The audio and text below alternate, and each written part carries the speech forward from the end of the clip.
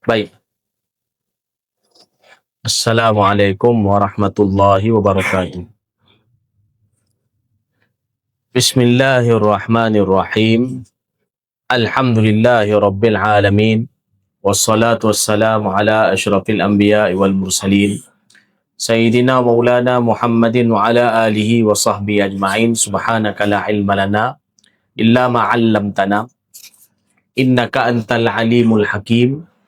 Wala haula wala quwwata illa billahil aliyil azim. Rabbi shrah li sadri wa yassir li amri wahlul 'uqdatam min lisani yafqahu qawli.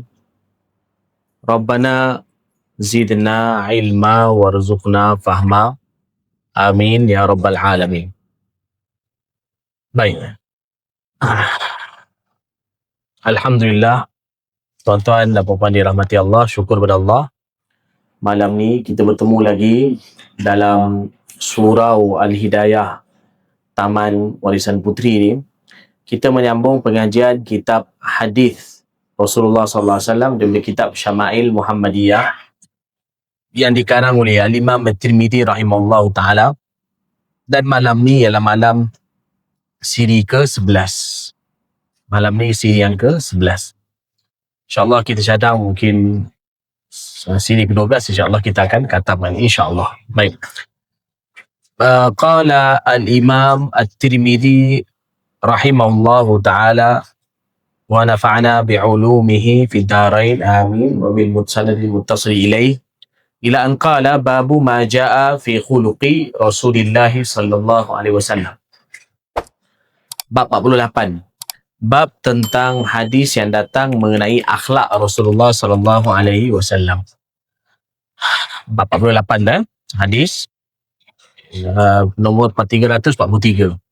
Wa bihi qala haddatsana Abbas bin Muhammad ad-Duri qala haddatsana Abdullah bin Yazid al-Muqri qala haddatsana Layth bin Sa'ad qala haddatsana Abu Uthman al-Walid bin Abi al-Walid an Sulaiman bin Kharijah an Kharijah bin Zaid bin Thabit qala perawin nama Kharijah bin Zaid bin Thabit, iaitu salah seorang daripada faqih dulu di bumi Madinah. Ada faqih di bumi Madinah. Qala dakhala nafarun ala Zaid bin Thabit faqalu lah hadithna ahadith Rasulillah sallallahu alaihi wasallam. Qala madza uhaddithukum kuntu jarahu fakana idza nazala alaihi alwahy ba'atha ilayya fakatabtuhu lah. فكنا إذا ذكرنا الدنيا ذكرها معنا وإذا ذكرنا الآخرة ذكرها معنا وإذا ذكرنا الطعام ذكره معنا فكل هذا أحدثكم عن رسول الله صلى الله عليه وسلم. Kharijah bin Zaid bin Thabit rahimahullah, beliau berkata, sekumpulan orang datang mengunjungi rumah Sayyidina Zaid bin Thabit radhiyallahu anhu. Jadi yang riwayatkan ni anak beliau, anak pada Zaid bin Thabit nama Kharijah. Tabi'i lah. Jadi maknanya ada orang datang ziarah ayah beliau. Lalu mereka berkata kepada Sayyidina Zaid radhiyallahu anhu, ceritakanlah kepada kami hadis-hadis Rasulullah sallallahu alaihi wasallam. Sayyidina Zaid radhiyallahu anhu menjawab, apa yang patut aku ceritakan kepada kamu semua? Baiklah, aku adalah orang yang dekat dengan Rasulullah sallallahu alaihi wasallam. Maksudnya dulu aku berjiran dengan baginda. Sehingga apabila wahyu turun kepada baginda, baginda akan meminta orang memanggilku untuk aku tulis wahyu untuk baginda sallallahu alaihi wasallam. Sayyidina Zaid bin Thabit radhiyallahu anhu antara penulis wahyu baginda yang paling banyak. Selain daripada beliau ada lain yang lain menuliskan wahyu untuk baginda Rasulullah sallallahu alaihi wasallam. Sehingga disebutkan 40 lebih orang yang pernah menulis wahyu untuk Rasulullah sallallahu alaihi wasallam, tapi yang paling banyak ialah Sayyidina Zaid bin Thabit radhiyallahu anhu. Sebab tu Syekh As-Sayyid Abdul Hayy Al-Kattani, Abdul Hayy bin Abdul Kabir Kattani, ada karang kitab nama Taratib Idariyah. Taratib Idariyah ni, ataupun dipanggil apa? Taratib Idariyah. Di dalam kitab tu beliau ada tuliskan tentang penulis wahyu Rasulullah sallallahu alaihi wasallam yang mana lebih kurang 47 orang atau 48 orang yang pernah menulis wahyu bagi Rasulullah sallallahu alaihi wasallam. Mana ramai. Tapi yang ma'ruf biasa disebut dalam kitab 20 orang, lebih kurang ada 21. 20 atau 21 orang yang pernah tulis wahyu untuk Rasulullah sallallahu alaihi wasallam. Tapi macam mana pun yang paling banyak tulis wahyu untuk baginda adalah Sayyidina Zaid bin Thabit radhiyallahu anhu. Jadi Sayyidina Zaid radhiyallahu anhu berkata lagi, apabila kami iaitu para sahabat membincangkan perihal dunia dan akhirat, Rasulullah sallallahu alaihi wasallam akan menyertai kami membincangkannya. Dan apabila kami membincangkan perihal makanan dan minuman, Rasulullah sallallahu alaihi wasallam juga akan menyertai kami membincangkannya. Itulah semua yang dapat aku ceritakan kepada kalian mengenai Rasulullah sallallahu alaihi wasallam. Maksudnya baginda kalau sahabat sembang hal dunia pun baginda sembang, kalau sahabat sembang masalah akhirat pun baginda sallallahu alaihi wasallam sembang. Benda-benda harus kan, kalau itu bukan salah. Baik, tetapi baginda biasanya akan bawa pemikiran sahabat secara umumnya kepada akhirat. Walaupun mungkin sahabat cerita pasal dunia, tapi biasanya baginda akan bawa pemikiran mereka, perbincangan mereka ke arah akhirat.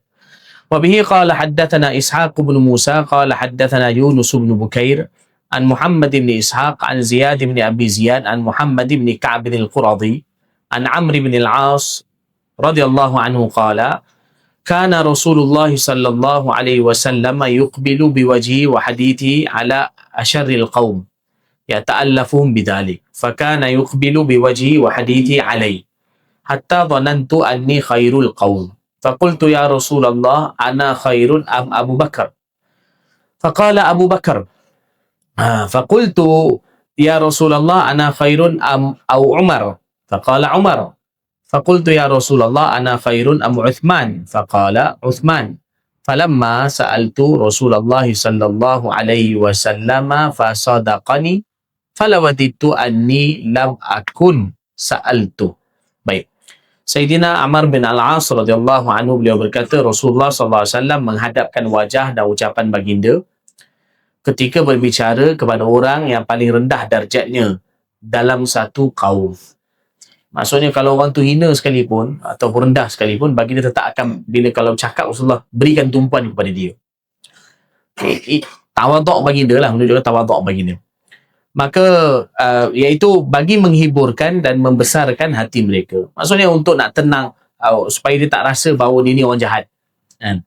Untuk nak pujuk hati dia.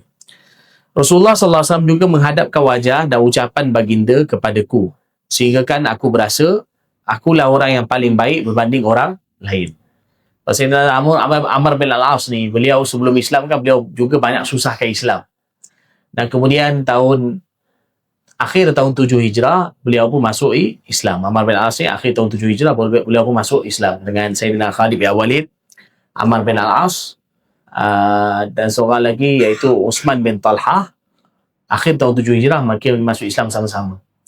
Jadi bila mereka masuk Islam sama-sama, Amr bin Al-As ni dia pasti teringat selalunya dia punya kerja-kerja ataupun usaha yang dulu selalu dia buat susahkan Islam.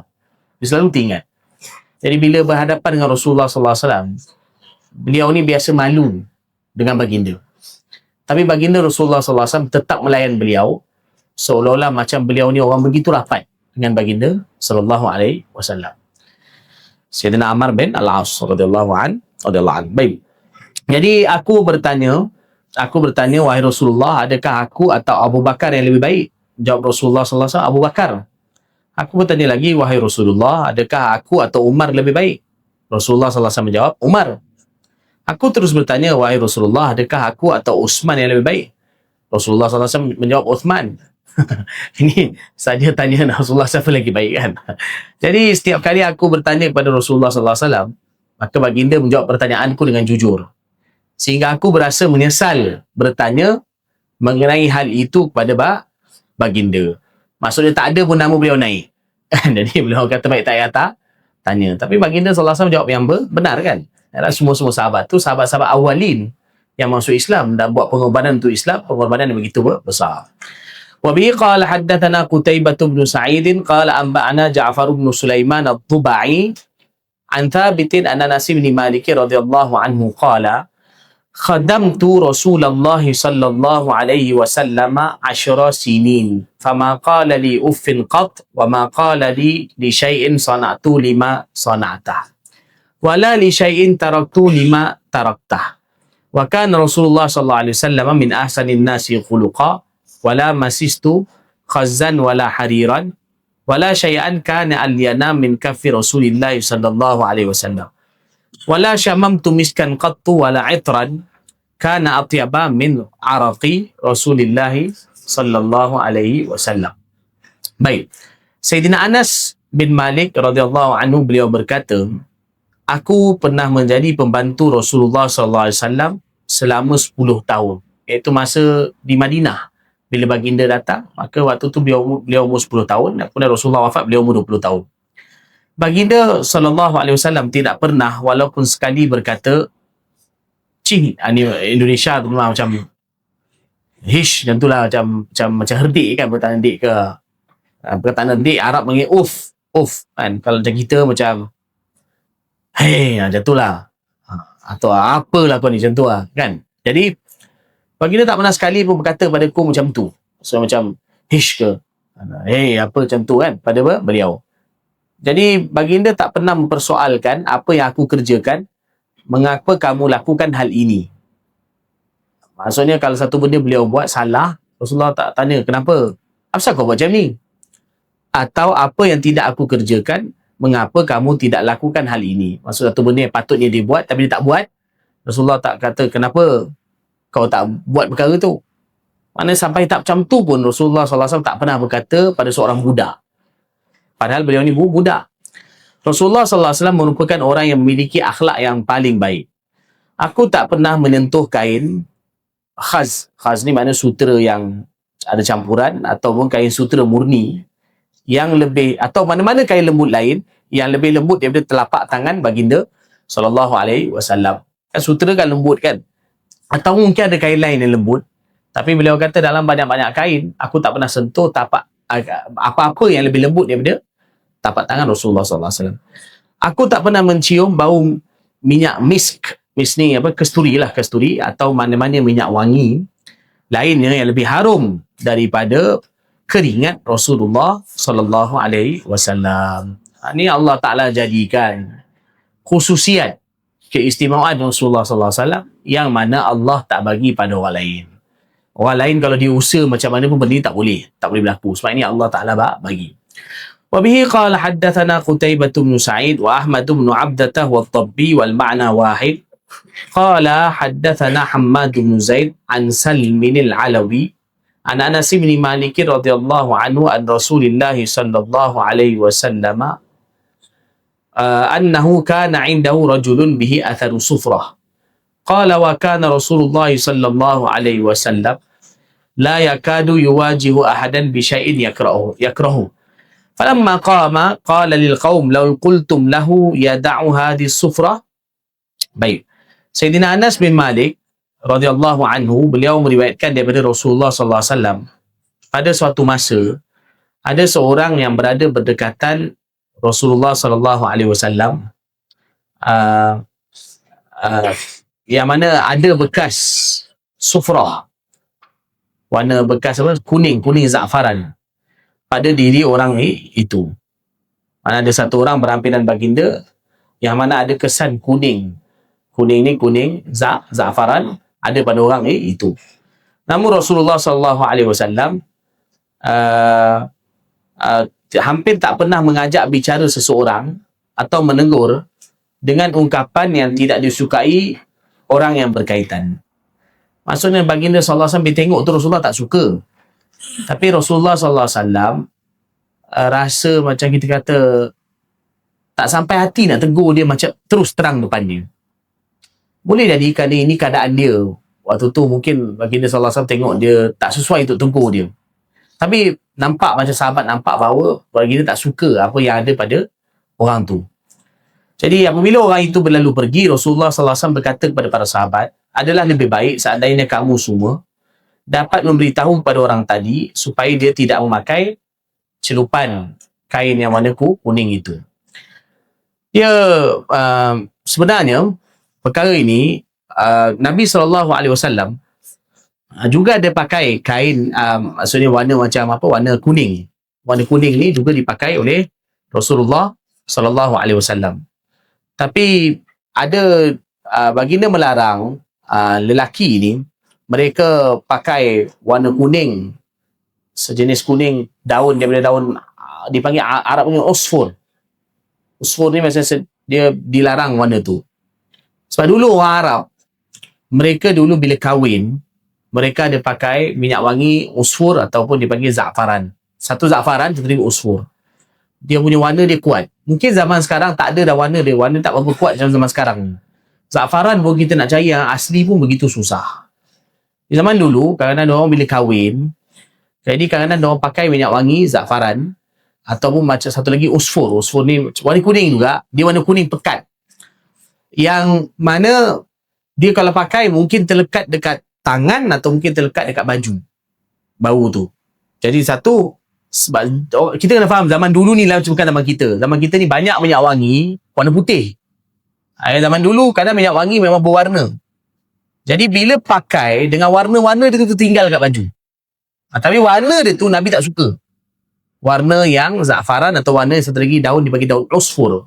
Nanti saya cek depan ni, kan saya cek ada masa sikit, iaitu apa bahasa Melayu dia. Jadi warna tu makruh. Tapi boleh jadi kadang sahabat tu mungkin baru kahwin. Jadi kadang bila dia datang jumpa Nabi, biasa dia orang pakai time kahwin lah. Ada warna kuning tu kat baju dia.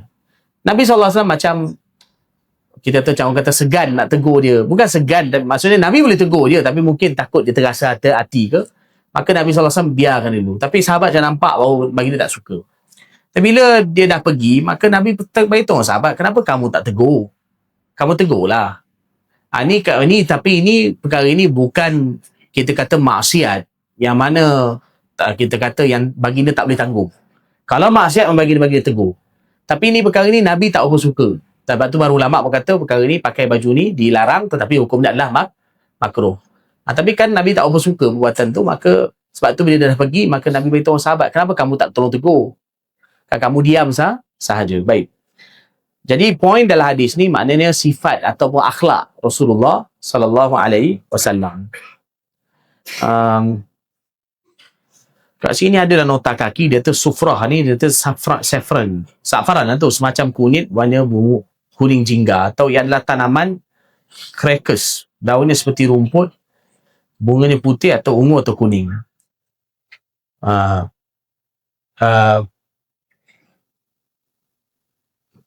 Tapi sebagai, maksudnya bab ni khilaf, tapi sebagian ulama kata haram, sebagian kata makruh. Makruh. Baik. Tapi dalam kitab fiqh bagi tahu dia yang dilarang kuning ni dua tu je. Kalau dibuat daripada dua tumbuhan itu saja. Sama ada dari za'faran, satu lagi dipanggil usfur. Usfur ni atau baju mu'asfar. Tapi kalau warna-warna kuning lain semua dibenarkan. Jadi bukan kuning memang dibenarkan, tapi kuning kalau daripada za'faran atau kuning daripada tumbuhan yang nama usfur tu, maka itu dilarang. Jadi yang dia pakai ini adalah zahirnya mungkin daripada za'faran atau daripada usfur tu, maka itu dilarang oleh Rasulullah sallallahu alaihi wasallam. Okey. Wa bihi qala haddathana Muhammad bin Bashar qala haddathana Muhammad bin Ja'far qala haddathana Syu'bah an Abi Ishaq an Abi Abdullah Al-Jadali an Aisyah radhiyallahu anha qalat lam yakun Rasulullah sallallahu alaihi wasallam fahishan wala mutafahishan wala sakhaban fil aswaq wala yajzi bisayyi'ati sayyi'ah walakin ya'fu wa yasfah. Sayyidatina Aisyah radhiyallahu anha berkata, Rasulullah sallallahu alaihi wasallam bukan seorang yang bersifat keji dan tidak pernah bersikap keji. Mana sama ada pada cakap Nabi pun tak cakap kotor, perbuatan Nabi pun tidak perbuatan yang keji, kotor. Baik. Dan baginda juga bukan seorang yang suka berteriak di pasar, terpekik terlolong di pasar. Baginda, maknanya walaupun kadang baginda berniaga, tapi sebelum itulah, tapi baginda sallallahu alaihi wasallam tidak buat bising di pasar. Maknanya seolah ini membayangkan akhlak orang rendah, akhlak orang yang mana yang tidak macam maruah yang tinggi, maka dia tak buat kerja ni. Jadi baginda sallallahu alaihi wasallam macam tu sifat baginda, tak terpekik terlolong di pasar. Walaupun benda tu bukanlah salah, tapi orang yang akhlak maruah tinggi dia tak buat macam tu kan. Terpekik terlolong satu pasar dengan suara dia. Kan? Ikan RM10, RM10, RM10. kan. Contoh saya nak bagi mudah faham kan. Satu pasar dengan memekak kat pasar. Macam kedai dia seorang ada. Contoh, tapi tak apalah, siapa nak niaga je lah. Tapi Nabi SAW tak buat macam tu. Jadi akhlak Rasulullah yang luar biasa ni, sifat Nabi ni disebut dalam Taurat dan juga Injil. Yang baginda tak buat bising di pasar. Maknanya mungkin benda tu kadang orang zaman dulu Arab biasa buat. Kalau berniaga dia buat bising. Boleh jadi. Tempat kita pun kadang ada. Tapi Rasulullah tak buat yang tu kerana nak beritahu betapa tingginya akhlak dan juga maruah baginda sallallahu alaihi wasallam. Orang Melayu alhamdulillah secara umum tak suka buat bising. Kan, orang Melayu ni bagus, secara umum tak suka buat bising. Baginda juga tidak membalas kejahatan dengan kejahatan tetapi suka memaafkan dan mengampuni. Maafkan dan juga mengampuni. Baik. Wa bi qala haddatsana Harun bin Ishaq al-Hamdani qala haddatsana Abdah an Hisham bin Urwah an Abi man Urwah bin Zubair an Aisyah radhiyallahu anha qalat ma daraba Rasulullah sallallahu alaihi wasallam bi yadihi shay'an qattu illa an yujahida fi sabilillah wa la daraba khadiman wa la imra'ah. Baik. Sayyidatina Aisyah radhiyallahu anha berkata Rasulullah sallallahu alaihi wasallam tak pernah sekalipun menggunakan tangannya untuk memukul kecuali dalam berjihad pada jalan Allah. Kalau jihad perang, baginda adalah libas pedang. Baginda ada juga melepaskan anak panah. Baginda juga tak pernah memukul pembantu, mana khadim. Khadim baginda tak pernah memukul pembantu dan juga wanita. Khadim ni tak kira sama ada hamba ke tak hamba ke. Dan juga baginda tak pernah pukul wanita. Jadi ni kadang-kadang ada setengah orang kadang pukul perempuan kan. Ni perangai yang mana cukup-cukup tak elok. Suami, kalau mana suami kadang pukul isteri, maka kena taubat. Jangan lakukan buatan tu. Nabi SAW tak lakukan perbuatan tersebut. Baik, wa bi qala haddatsana Ahmad bin Abdah ad-Dabbi qala haddatsana Fudail bin Iyad an Mansur an Az-Zuri an Urwata an Aisyah radhiyallahu anha qalat ما رأيت رسول الله صلى الله عليه وسلم منتصرا من مظلمة ظلمها قط ما لم ينتهك من محارم الله شيء فإذا انتهك من محارم الله شيء كان من أشد في ذلك غضبا وما خير بين أمرين إلا اختار أيسرهما ما لم يكن مأثما. Sayyidatina Aisyah radhiyallahu anha berkata, aku tak pernah sekalipun melihat Rasulullah sallallahu alaihi wasallam menuntut hak atas kezaliman yang menimpa diri baginda selagi hal itu benar-benar tidak melanggar larangan Allah Ta'ala. Kalau ada orang buat zalim pada Nabi SAW, biasa baginda maaf saja. Tapi kalau sampai tahap dia buat zalim itu, sampai tahap melanggar perintah Allah, maksudnya bukan benda tu sampai tahap ada juga menzalimi hak orang lain, melanggar perintah Allah Ta'ala, maka kalau setakat peribadi Rasulullah SAW maafkan. Maka baginda maafkan. Tapi kalau melanggar perintah Allah, baginda akan halang ataupun baginda akan engkar. Namun jika sedikit saja larangan Allah dilanggar, baginda adalah orang yang paling keras menuntut kemarahan kepada hal itu. Maksudnya Rasulullah akan menghalang dan baginda akan tegakkan kebenaran. Dan baginda akan, kita kata, akan mengingkari perbuatan tersebut seboleh mungkin. Baik. Apabila dihadapkan dengan pilihan antara dua perkara keduniaan, maka baginda akan memilih yang lebih mudah asalkan tidak menyebabkan dosa. Kalau ada perkara kan Allah bagi pilihan pada Rasulullah sallallahu alaihi wasallam, maka baginda akan pilih yang paling ringan. Baik. Tapi itu dalam perkara dunia lah. Dalam perkara dunia Rasulullah akan pilih yang paling mudah, yang menuntut orang lakukan. Tapi kalau dalam perkara akhirat, biasanya baginda sallallahu alaihi wasallam akan pilih yang mana lebih banyak pahala. Tapi ada perkara kadang baginda sallallahu alaihi wasallam tunjukkan, kadang baginda ada tunjukkan untuk diri baginda, kadang baginda buat yang berat. Tapi kalau bersama dengan umat, kadang Nabi SAW pilih yang mana mudah untuk mereka lakukan. Baik. Wa bi qala haddatsana Ibnu Abi Umar qala haddatsana Sufyan an Muhammad bin al-Munkadir an Urwata an Aisyah radhiyallahu anha qalat ista'dzana rajulun ala Rasulillah sallallahu alaihi wasallam wa ana indah faqala bi'sa ibnul ashirah aw qala akhul ashirah thumma adina lahu فألان له القول فلما خرج قلت يا رسول الله قلت ما قلت ثم ألنت له القول فقال يا عائشة إن من شر الناس من تركه الناس أو ودعه الناس اتقاء فوشه. Baik, Sayyidatina Aisyah radhiyallahu anha berkata, ketika aku sedang di sisi Rasulullah sallallahu alaihi wasallam, seseorang datang dan meminta izin bertemu baginda sallallahu alaihi wasallam. Sebelum orang itu masuk, baginda berbisik, celaka bagi orang yang daripada kaum ini terjemah ni salah ni, yang dalam terjemah Indonesia ni dia salah sikit. Sebelum orang tu masuk, baginda berbisik, amat buruk orang ini dalam kaumnya. Terjemah macam tu dia. Sebelum orang tu masuk, siapa yang pakai terjemah Indonesia tu betul sikit, itu mungkin salah. Sebelum orang tu masuk, baginda berbicara, baginda bagi tahu pada Aisyah maksudnya, amat buruk orang ini dalam kaumnya. Amat buruk orang ini dalam kaumnya. Baik. Yang Usyairah tu semua tak ada kaitan, itu silap. Kemudian baginda memberi izin masuk kepada orang itu dan berbual dengannya dengan lemah lembut. Okey? Bila orang itu sudah keluar, aku bertanya, wahai Rasulullah, Tuan telah berkata demikian kepada orang itu sebelum dia masuk. Akan tetapi mengapa Tuan berlemah lembut kepadanya semasa berbual? Jawab Rasulullah sallallahu alaihi wasallam, wahai Aisyah, sejahat-jahat manusia adalah mereka yang dijauhi oleh orang lain kerana takutkan kejahatannya.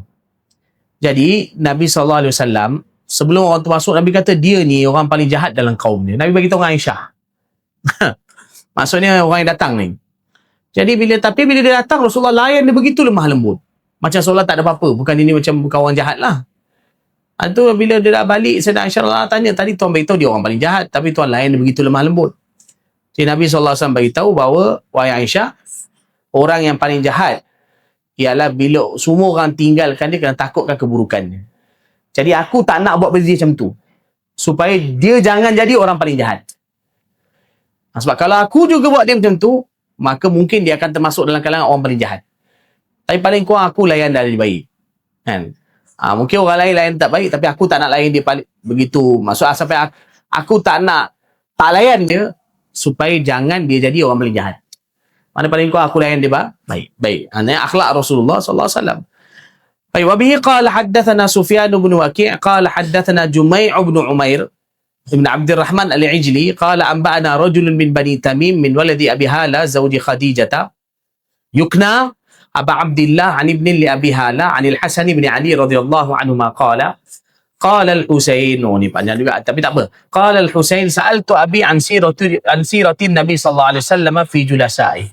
Faqala kana Rasulullah sallallahu alaihi wasallam da'im al-bishr, sahl al-khuluq, layyin al-janib, laysa bi faddin wala ghalidh wala sakhabin wala fahash wala ayyabin wala mushah, yataghafalu amma la yashtahi wala yu'isu minhu raji'ahu wala yujibu fihi, qad taraka nafsahu min thalath, al-mira'i wal-ikthari wa ma la ya'ni, wa taraka an-nasa min thalath, kana la yadummu ahadan wa la ya'ibu wa la yatlubu awratah wa la yatakallamu illa fi ma raja thawabah, wa idha takallama atraqa julasa'u ka'annama ala ru'usihim at-tayr, fa idha sakata takallamu la yatanaza'una 'indahu al-hadith, wa man takallama 'indahu ansatu lahu hatta yafruq, hadithuhum indahu hadithu awwalihim yadhaku mimma yadhakuna min wa yata'ajjabu mimma yata'ajjabuna min wa yasbiru lil gharibi 'ala al-jafwati fi mantiqihi wa mas'alatihi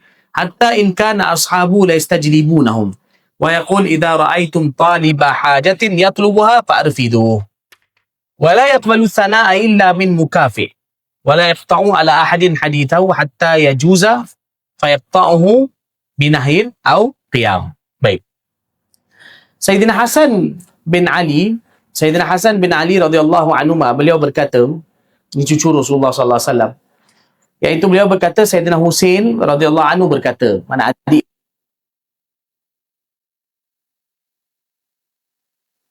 karamallahu wajah, mengenai perjalanan hidup Rasulullah sallallahu alaihi wasallam ketika bersama dengan orang-orang yang duduk dengan baginda. Maksudnya macam mana baginda melayan orang dalam majlis ataupun orang yang duduk dengan baginda sallallahu alaihi wasallam, macam mana baginda layan mereka. Ayah aku menjawab, Rasulullah sallallahu alaihi wasallam adalah seorang yang memiliki wajah yang selalu ceria, daimal bishr, bersikap mempermudahkan urusan, mempunyai perasaan yang lembut perasaannya, sikap dan hati baginda tidak kasar. Bukan seorang yang suka mencari gaduh dan ataupun menggunakan kata-kata keji. Ni ataupun maksudnya baginda tak macam tadi tu lah, baginda tak bising, tak buat bising. Baginda tidak buat kita kata riuh rendah, dan juga baginda tidak bercakap keji. Baginda juga tidak memburuk-burukkan sesuatu, dan bukan seorang yang kedekut, bakhil, wala musyah tu maksudnya tidak kedekut. Baik, baginda juga tidak mengambil tahu hal-hal yang baginda anggap sia-sia, iaitu mana benda yang tak ada kaitan dengan Nabi Rasulullah SAW maka abaikan, tak ada kaitan dengan sibuk. Baik, baginda juga tidak menghampakan permintaan orang lain yang mengharapkan baginda, dan apabila tidak suka dengan permintaan itu, baginda akan menolak dengan baik ataupun tidak menjawabnya. Mana mungkin kadang-kadang dia minta tu terlalu over, melampau-lampau, maka Nabi SAW kadang tak jawab lah. Rasulullah SAW tak kata tak, tapi baginda macam diam saja. Baik, Rasulullah SAW melarang 3 perkara pada diri baginda sendiri. Maksudnya Rasulullah begitu berjaga terhadap diri baginda, tak lakukan 3 perkara ni. Pertama iaitu bertikam lidah walaupun pada perkara yang hak. Mirak ni maknanya berdebat, kan? Berdebat, berbalah. Walaupun kadang baginda berada pihak benar, maka Rasulullah tak suka. Sebab biasanya kadang kalau berdebat, berbalah, akan ditelajak. Mula-mula okey, tapi lepas tu kadang dia terlajak, akan menyebabkan terjebak dalam dosa.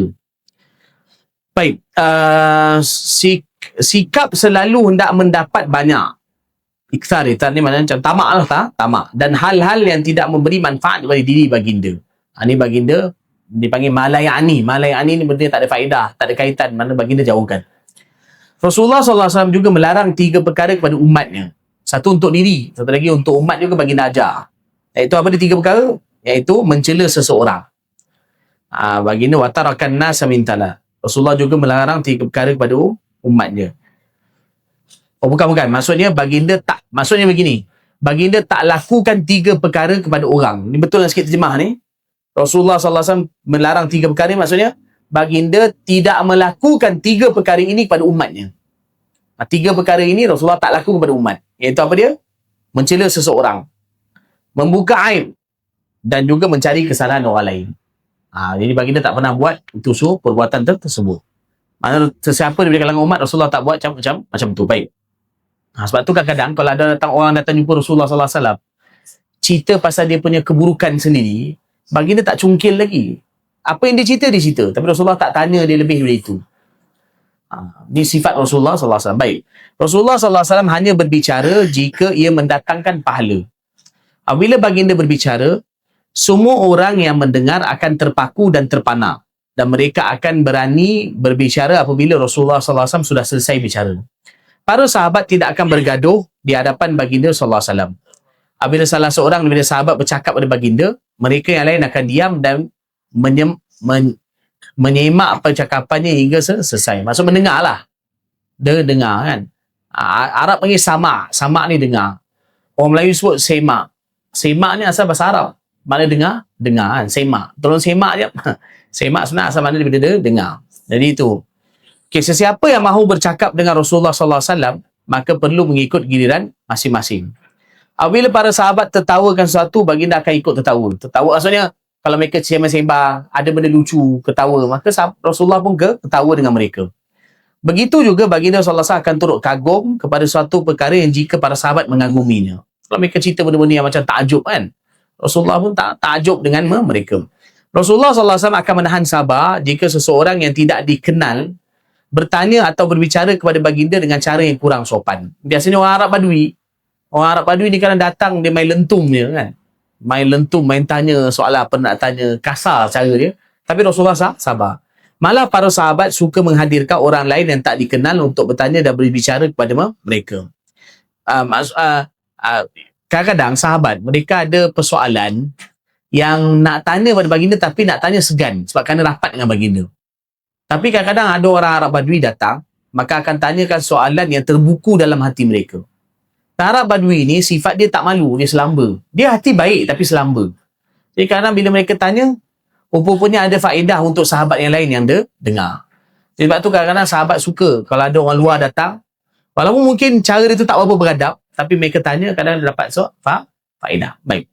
Contoh kadang-kadang kita dalam majlis, kadang ada benda kita nak tanya, tapi kadang nak tanya macam fikir 3 kali malu. Tapi mungkin ada sahabat lain tanya, maka dengan soalan itu kita dapat faedah. Maka itu adalah baik. Tapi tanyalah benda yang ada faedah kan. Tanya ada faedah. Baik. Kemudian Rasulullah SAW berkata, bantulah si peminta hajat ini sekiranya semua melihat dia sedang berusaha mengharap hajatnya.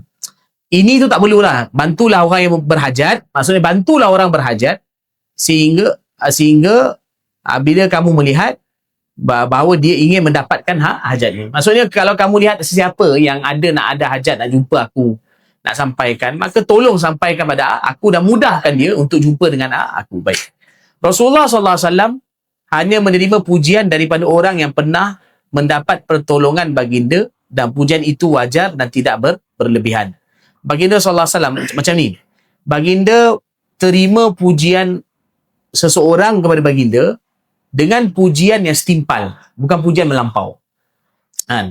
Kadang ada setengah orang, dia buat sikit, tapi kadang-kadang bila orang puji, pada orang tu puji pun bodek dia, pura-pura. Oh, tapi dia rasa melambung. Masya Allah. Bagus dia puji aku.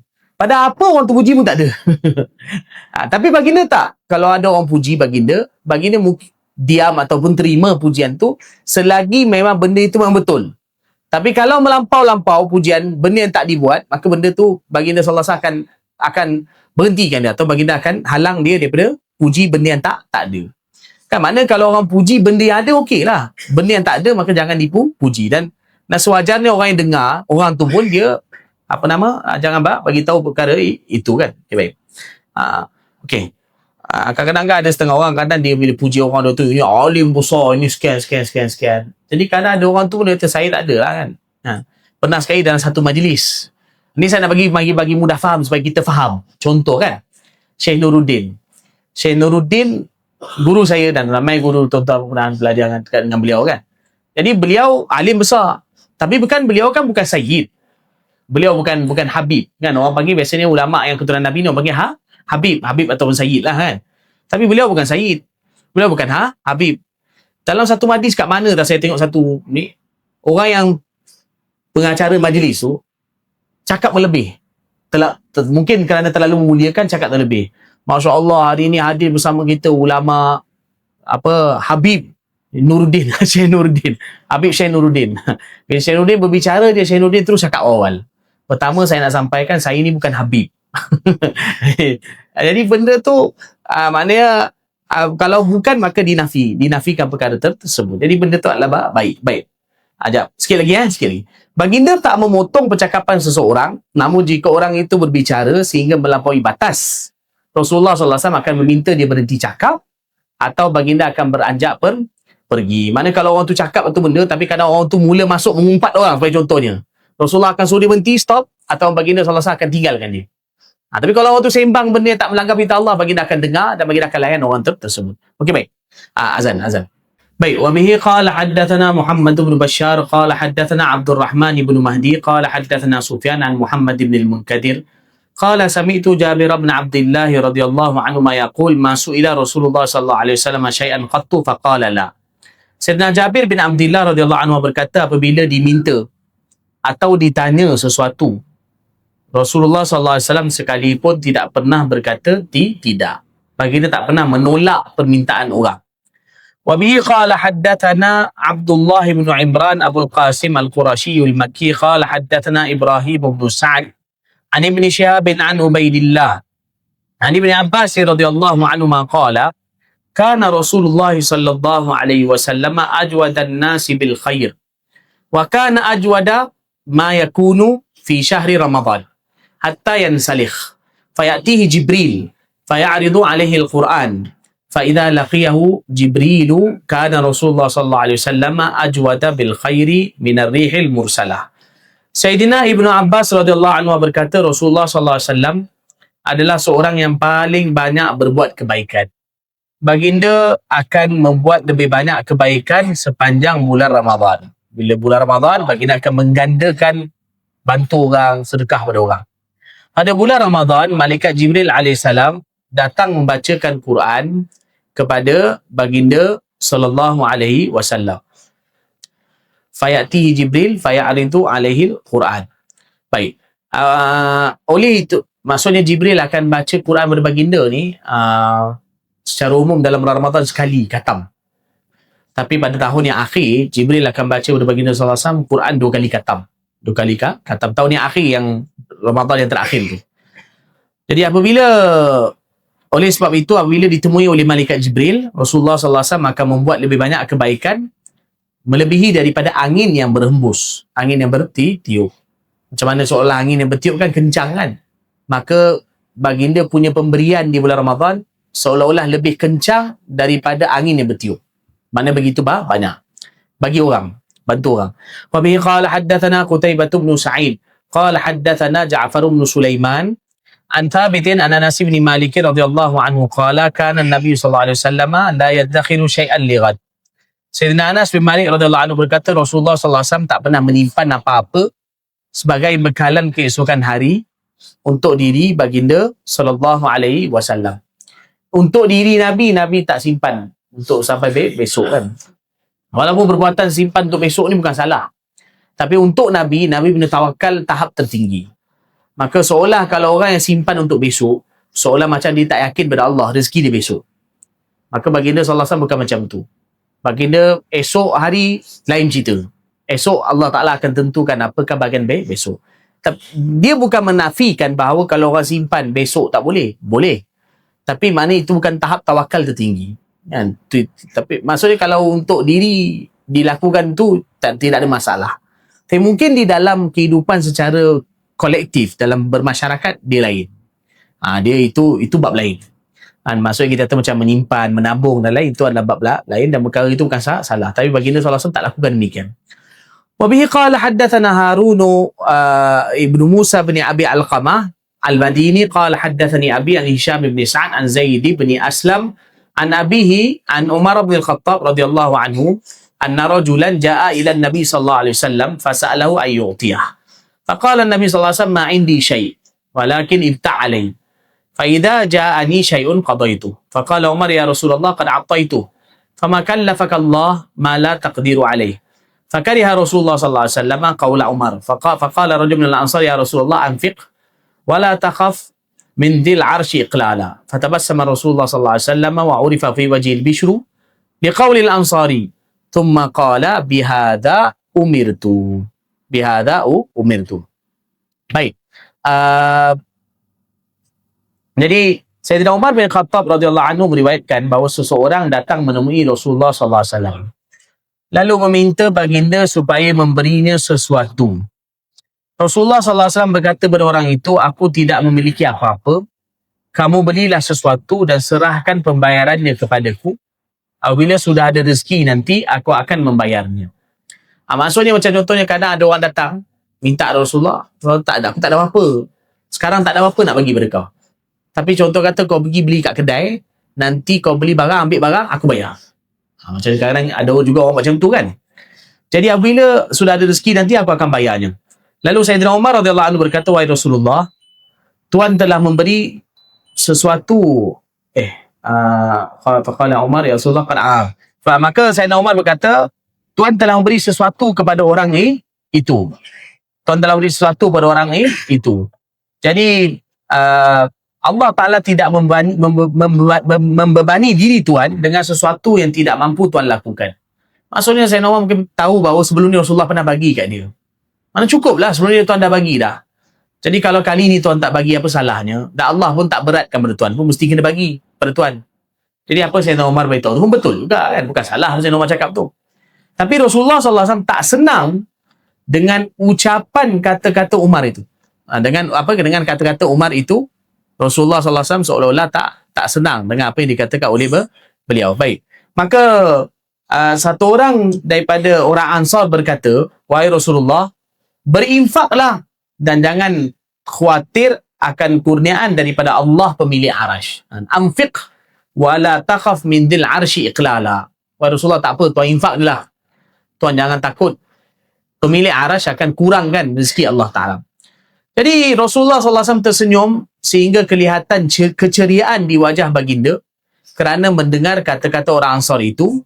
Baginda berkata, demikianlah aku diberikan perintah untuk berinfak. Memang macam itulah aku diperintahkan macam tu. Mana terus infak dan juga bantu orang. وبه قال حدثنا علي بن حجر قال أنبأنا شريك عن عبد الله بن محمد بن عقيل عن الربيع بنت معوذ بن عفراء عن الربيع بنت معوذ بن عفراء. Ni Afra ni ibu tau. Mereka ni ibu nama Afra tau. Tapi nak ayah mereka nama Haris. Mana Muawiz ni dia asalnya Muawiz bin Haris. Tapi ibu ni tu nama Afra. Jadi mereka lebih dinisbahkan, dibinkan pada ibu.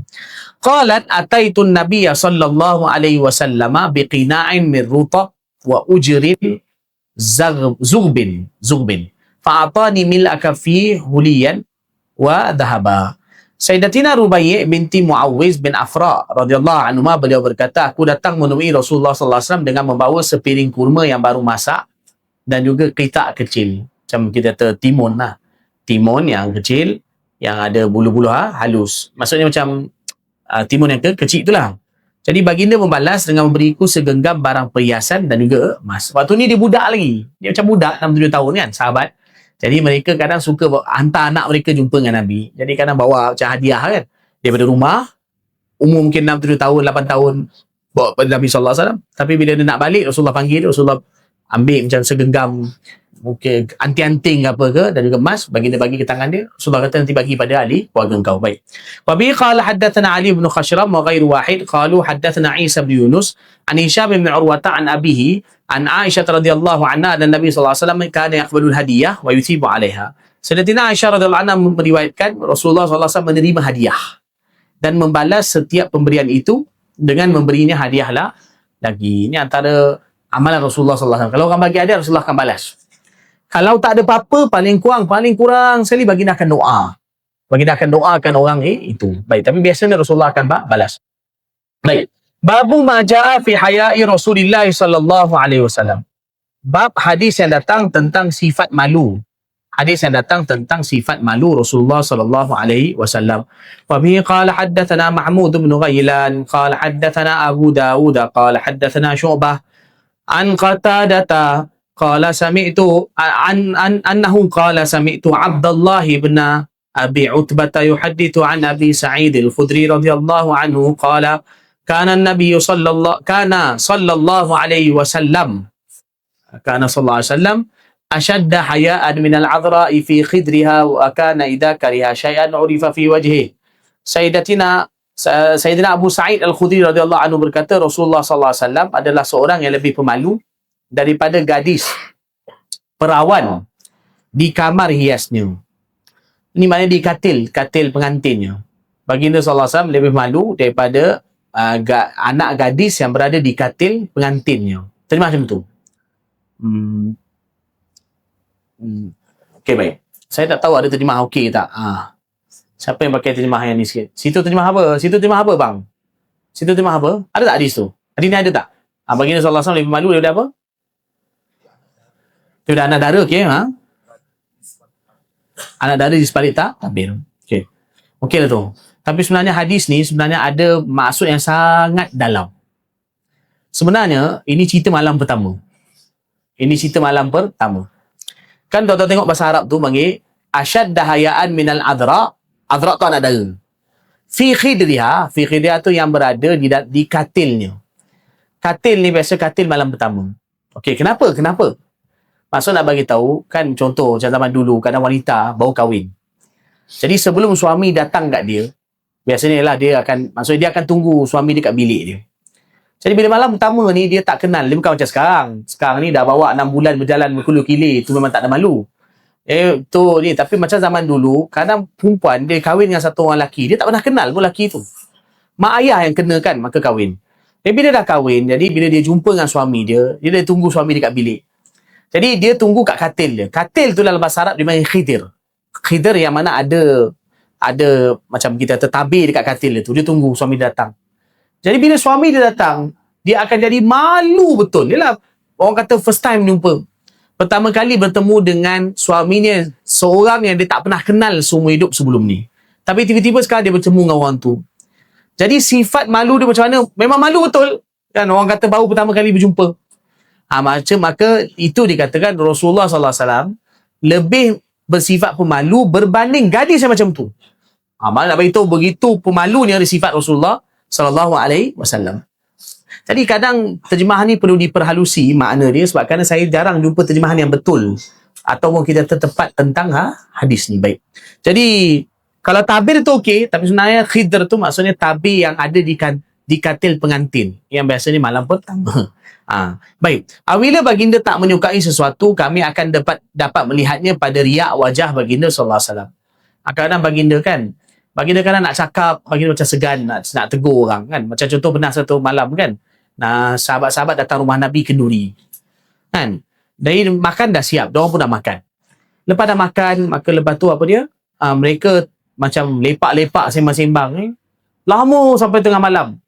Dan Nabi SAW nak suruh diorang balik, Nabi SAW tak sampai hati. Tapi yelah, lepas tu lama-lama sikit sahabat dah mula tahu bahawa Nabi SAW macam kurang senang. Tapi bagi dia tak cakap langsung pun. Yelah, sepatutnya kena tetamu tahulah, janganlah sampai lama-lama sangat. Patutnya baliklah bila ni. Kan? Agak-agak mana ni. Tapi bila mungkin sahabat tak perasan, dan Nabi pula diam, mereka terus duduk sampai Allah Ta'ala turunkan ayat Quran. Tegur sahabat-sahabat tu, ya ayyuhalladzina amanu la tadkhulu buyutan nabi illa ayyudana lakum ila ta'amin ghaira nadhirina ina walakin idza du'itum fadkhulu fa idza ta'imtum fantashiru wala musta'nisina li hadith inna dhalikum kana yudhin nabiyya fayastahi minkum. Benda tu kadang mungkin menyusahkan Nabi. Allah Ta'ala tegur. Baik. Jadi maknanya kadang-kadang ada benda, kadang banyak perkara, tapi benda ni macam kita beritahu tadi, maknanya dia bukan perkara haram lah. Perkara itu kadang benda yang kadang melibatkan diri Nabi, tapi kadang Rasulullah tak cakap, so diam sahaja. Tapi kadang sahabat dapat tengok muka Nabi, macam muka Nabi berubah, tapi Rasulullah sikit tak cakap. Baliklah, takkan tak faham kan. Ni dah lama dah pukul 1 dia ni, contoh kata kan. Ini tak baik. Jadi wabi qala haddatsana Mahmud bin Ghailan qala haddatsana Waqi' qala haddatsana Sufyan an Mansur an Musa bin Abdullah bin Yazid al-Khatmi an maulan Aisyah radhiyallahu anha qalat Aisyah ma nadartu ila farji Rasulullah sallallahu alaihi wasallam atau qalat ma ra'aitu farja Rasulullah sallallahu alaihi wasallam qattu. Sayyidatina Aisyah radhiyallahu anha berkata, aku tak pernah melihat kemaluan Rasulullah sallallahu alaihi wasallam, atau Aisyah berkata, aku tak pernah sekalipun melihat kemaluan Rasulullah sallallahu alaihi wasallam. Dalam hadis lain bagi tahu bahawa aku tak pernah melihat baginda juga tak pernah melihat aku punya. Maksudnya begitu tinggi sifat malu Rasulullah sallallahu alaihi wasallam pada suami isteri. Tapi baginda sallallahu alaihi wasallam maknanya begitu sekali tahap sifat malu baginda sallallahu alaihi wasallam walaupun pada orang rumah baginda sallallahu alaihi wasallam sendiri. Baik. Babu majaa fi hijamati Rasulillah sallallahu alaihi wasallam. Baik. Bab hadis yang datang tentang apa? Berbekam.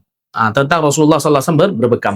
Wa bihi qala haddatsana Ali bin Hujr qala haddatsana Ismail bin Ja'far an Humaid qala su'ila Anas bin Malik radhiyallahu anhu an kasbil hajjam faqala ihtajama Rasulullah sallallahu alaihi wasallam hajamahu Abu Taibah fa amara lahu bi sa'in min ta'am wa kallama ahlah fa wada'u anhu min kharajih faqala inna afdala ma tadawaitum bih al-hijama atau inna min amthali ma tadawaitum bih al-hijama.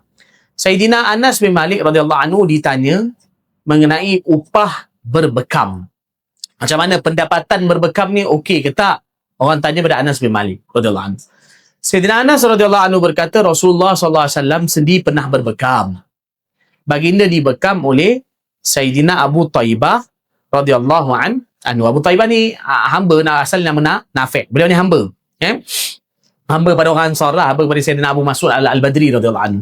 Jadi beliau ni hamba kepada orang Ansar. Jadi baginda dibekam oleh Abu Taibah. Maka baginda sallallahu alaihi wasallam memerintahkan supaya Abu Taibah diberi 2 sa'. 2 sa' ni maknanya 2 gantang makanan. Maknanya 2 gantang kurma. 2 gantang kurma maknanya lebih kurang 3 kg, 3 kg, dekat lebih kurang dalam dekat 6 kg. Lebih kurang lah. Lebih kurang dekat 6 kg kurma baginda bagi pada Abu Taibah. Upah dia lah. Dan baginda sallallahu alaihi wasallam juga berbincang dengan tuan Abu Taibah supaya mengurangkan jumlah pajak yang perlu dibayar oleh Abu Taibah. Akhirnya mereka mengurangi jumlah pajak ni tu. Ni upah. Ni bukan ni Abu Taibah ni dia minta pada tuan dia untuk dimerdekakan. Jadi tuan dia kata boleh merdeka dengan sekian-sekian bayaran. Jadi mungkin bayaran tu agak tinggi. Nabi dapat tahu, mungkin dia mengadu pada Rasulullah sallallahu alaihi wasallam. Dia tuan aku sebagai contoh nak merdekakan aku, suruh aku bayar sebagai contohnya 10,000. Nabi dapat tahu. Jadi Nabi pujuk je lah dia tuan dia, kuranglah sikit. Jangan tinggi sangat supaya dia boleh mampu untuk dapatkan pendapatan, dia boleh bayar bayaran untuk tebusan pembebasan diri dia. Baik. Jadi kata Rasulullah sallallahu alaihi wasallam, sebaik-baik cara untuk kamu berubat adalah dengan berbekam. Berbekam ataupun perawi ragu. Maksudnya baginda kata macam ni, berbekam adalah sebaik-baik proses berubat untuk kamu semua. Maknanya antara juga teknik perubatan yang begitu baik adalah dengan berbekam. Baik.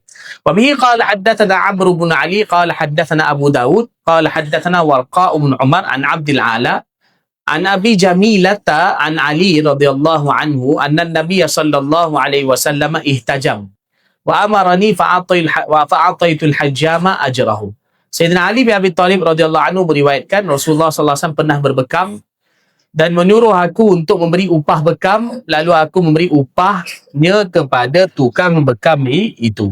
Wa bi qala haddatsana Harun bin Ishaq al-Hamdani qala haddatsana Abda an Sufyan ats-Tsauri an Jabir an Asy-Sya'bi an Ibn Abbas radhiyallahu anhuma qala inna an-nabiy sallallahu alaihi wasallam ikhtajama 'ala al-akhda'aini wa bainal katifain wa'atal hajjama ajrah walau kana haraman lam yu'tih. Baik. Sayyidina Ibnu Abbas radhiyallahu anhu berkata Rasulullah sallallahu alaihi wasallam pernah berbekam di dua urat sisi tengkuk dan di antara dua bahu. Maksudnya Nabi sallallahu alaihi wasallam bekam kat sini ni, sini. Tepi ni.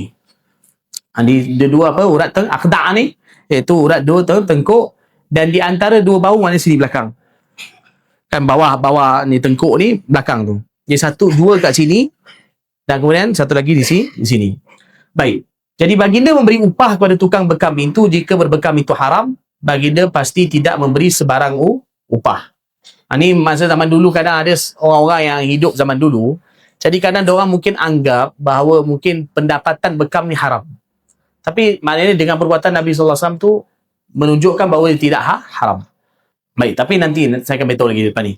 Wa bi qala haddatsana Harun bin Ishaq qala haddatsana Abdah an ibn Abi Laila an Nafi' an ibn Umar radhiyallahu anhuma adan Nabiy sallallahu alaihi wasallam da'a hajjaman fa hajama wa sa'alahu kam kharaju fa qala thalathatu asu fa wada'a anhu sa'an wa 'atahu ajrah. Baik. Sayyidina Abdullah bin Umar radhiyallahu anhu melaporkan Rasulullah sallallahu alaihi wasallam pernah memanggil seorang tukang bekam. Lantas baginda pun dibekam dan bertanya pada tukang bekam itu. Ni yang tadi hadis yang tadi itulah. Abu Taibah yang bekam. Rasulullah pun panggil dia. Jadi beliau pun bekam Nabi sallallahu alaihi wasallam dan bertanya kepada tukang bekam itu, berapakah pajak yang kamu perlu bayar kepada tuanmu? Tu yang tadi tu. Maksudnya berapakah wang tebusan untuk bebaskan diri kamu yang kamu kena bayar? Perjanjian dengan tuan kamu berapa? Jadi tukang bekam itu menjawab 3 sa'. 3 sa' ni mana 3 gantang. Sa' tu makna 3 gantang. Ini maksudnya bukan dia bukan ni setiap hari ni. Mungkin dalam tempoh sekian masa, setiap hari atau mungkin dalam beberapa masa sekali kena bayar 3 sa'. Tu maksud dia. Takkanlah 3 sa' ni tuan dia kata ni kan. Tu macam tak masuk akal. Tapi maksudnya 3 sa' tu mungkin dalam tempoh sekian kena bawa. Setiap hari 3 sa' kena bayar. Selepas itu pajak tukang bekam itu dikurangkan 1 sa' sehingga menjadi 2 sa' dan Rasulullah SAW memberinya upah sebanyak 2 sa'. Ni akan Rasulullah kita dapat tahulah. Maknanya setiap hari dia kena bawa kepada tuan dia 9 kg. 9 kg. Jadi Nabi SAW macam orang kata recommend, syafaat lah pada tuan dia. Janganlah sampai 3 sa', kuranglah sikit. Tapi Nabi tak paksa pun, bagi recommend je. Jadi tuan dia berkata, okey lah, satu hari aku minta bagi dia 2 sa'. Dan kemudian yang hari tu baginda bagi pada dia 2 sa'. Mana hari tu ni dah selesai. Hari tu ni lah. Tapi lepas tu hari lain tu dia kena bayar lagi 2 sa'. Mana asal 3 sa', jadi 2 sa'. Dan hari tu baginda bagi pada dia upah 2 sa', iaitu 2 gantang atau boleh lebih kurang bersamaan dengan 6 kg. Wabihi qala haddathana Abdul Quddus bin Muhammad al-Attar al-Basri qala haddathana Amr bin Asim qala haddathana Hammam wa Jarir bin Hazim qala haddathana Qatadah an Anas bin Malik radhiyallahu anhu qala kana Rasulullah sallallahu alaihi wasallam yahtajimu fil akhda'aini wal kahil wa kana yahtajimu li 17 wa 19 wa 21.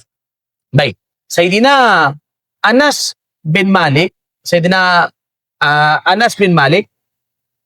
radhiyallahu anhu Sekejap Sekejap. Sebentar ya.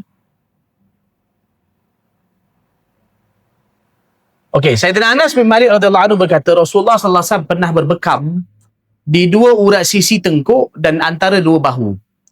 Tu tadi lah yang saya tunjuk tadi kan. Mana dekat sini dua tepi tengkuk dan juga satu lagi di bawah tengkuk tu antara dua bahu. Baginda sallallahu alaihi wasallam berbekam pada tarikh 17, 19 dan 21. Sebab tu bekam ni afdal lepas dah separuh bulan. Tapi jangan sampai ujung bulan sangat. Maknanya lebih kurang orang pilih 17, 19, 21, 23, 25. Hujung-hujung bulan tu jangan sangat. Sebab kerana disebutkan bahawa bila dah separuh bulan ni, maka darah-darah yang kotor tu dia lebih macam, so saya bagi mudah faham je, dia lebih meluap. Jadi bila waktu tu dibekam dia akan keluar. Sebab bekam ni akan keluarkan darah kotor kan, maka dibuang. Jadi pada awal-awal bulan ni biasa badan agak sejuk. Jadi bila bekam pada waktu tu darah tu tak berapa keluar. Tapi bila dah akhir bulan, maka dia akan mula keluar. Jadi 17, 19, 21 dan seterusnya. Tapi bila akhir dekat nak perpindahan bulan, akhir bulan tu mungkin 28, 29 dia dah mula sejuk balik.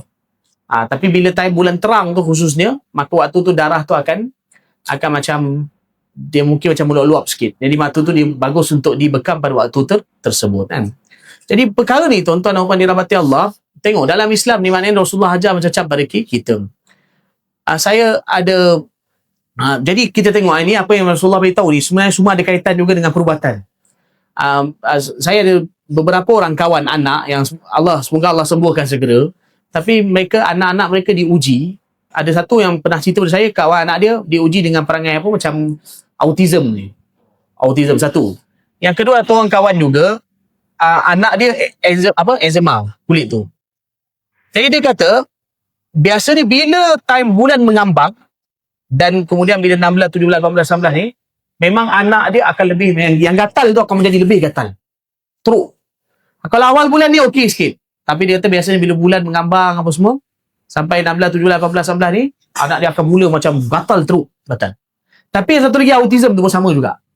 Jadi anak dia ni, masa kecil-kecil, dia kata bila time tentu tu, bila naik 16, 17 ni, dia punya orang kata tak diam tu bukan main ni. Tapi ada masa awal bulan dia cool down sikit, relax. dia ni mana ibu bapa yang memang dia tengok perangai anak dia. Kan maksudnya seolah yang dah faham, kadang-kadang ada bila bulan mengambang ni, maka dia ada macam hyper sikit. Nak mudah faham macam hyper. Tapi bila ada waktu hujung bulan, awal bulan dia relax sikit, tenang. Jadi perkara ini sebab itu Nabi sallallahu alaihi wasallam beritahu bahawa bekam pada sekian-sekian waktu tarikh.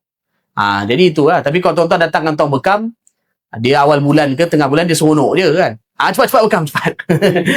Jadi dia bukan kira. Tapi untuk kita bila nak pergi bekam, maka pilihlah tarikh-tarikh ini. Baik. 17 atau 19 atau 21 atau 23 boleh 25, tapi jangan elakkan juga, jangan terlalu hujung bulan.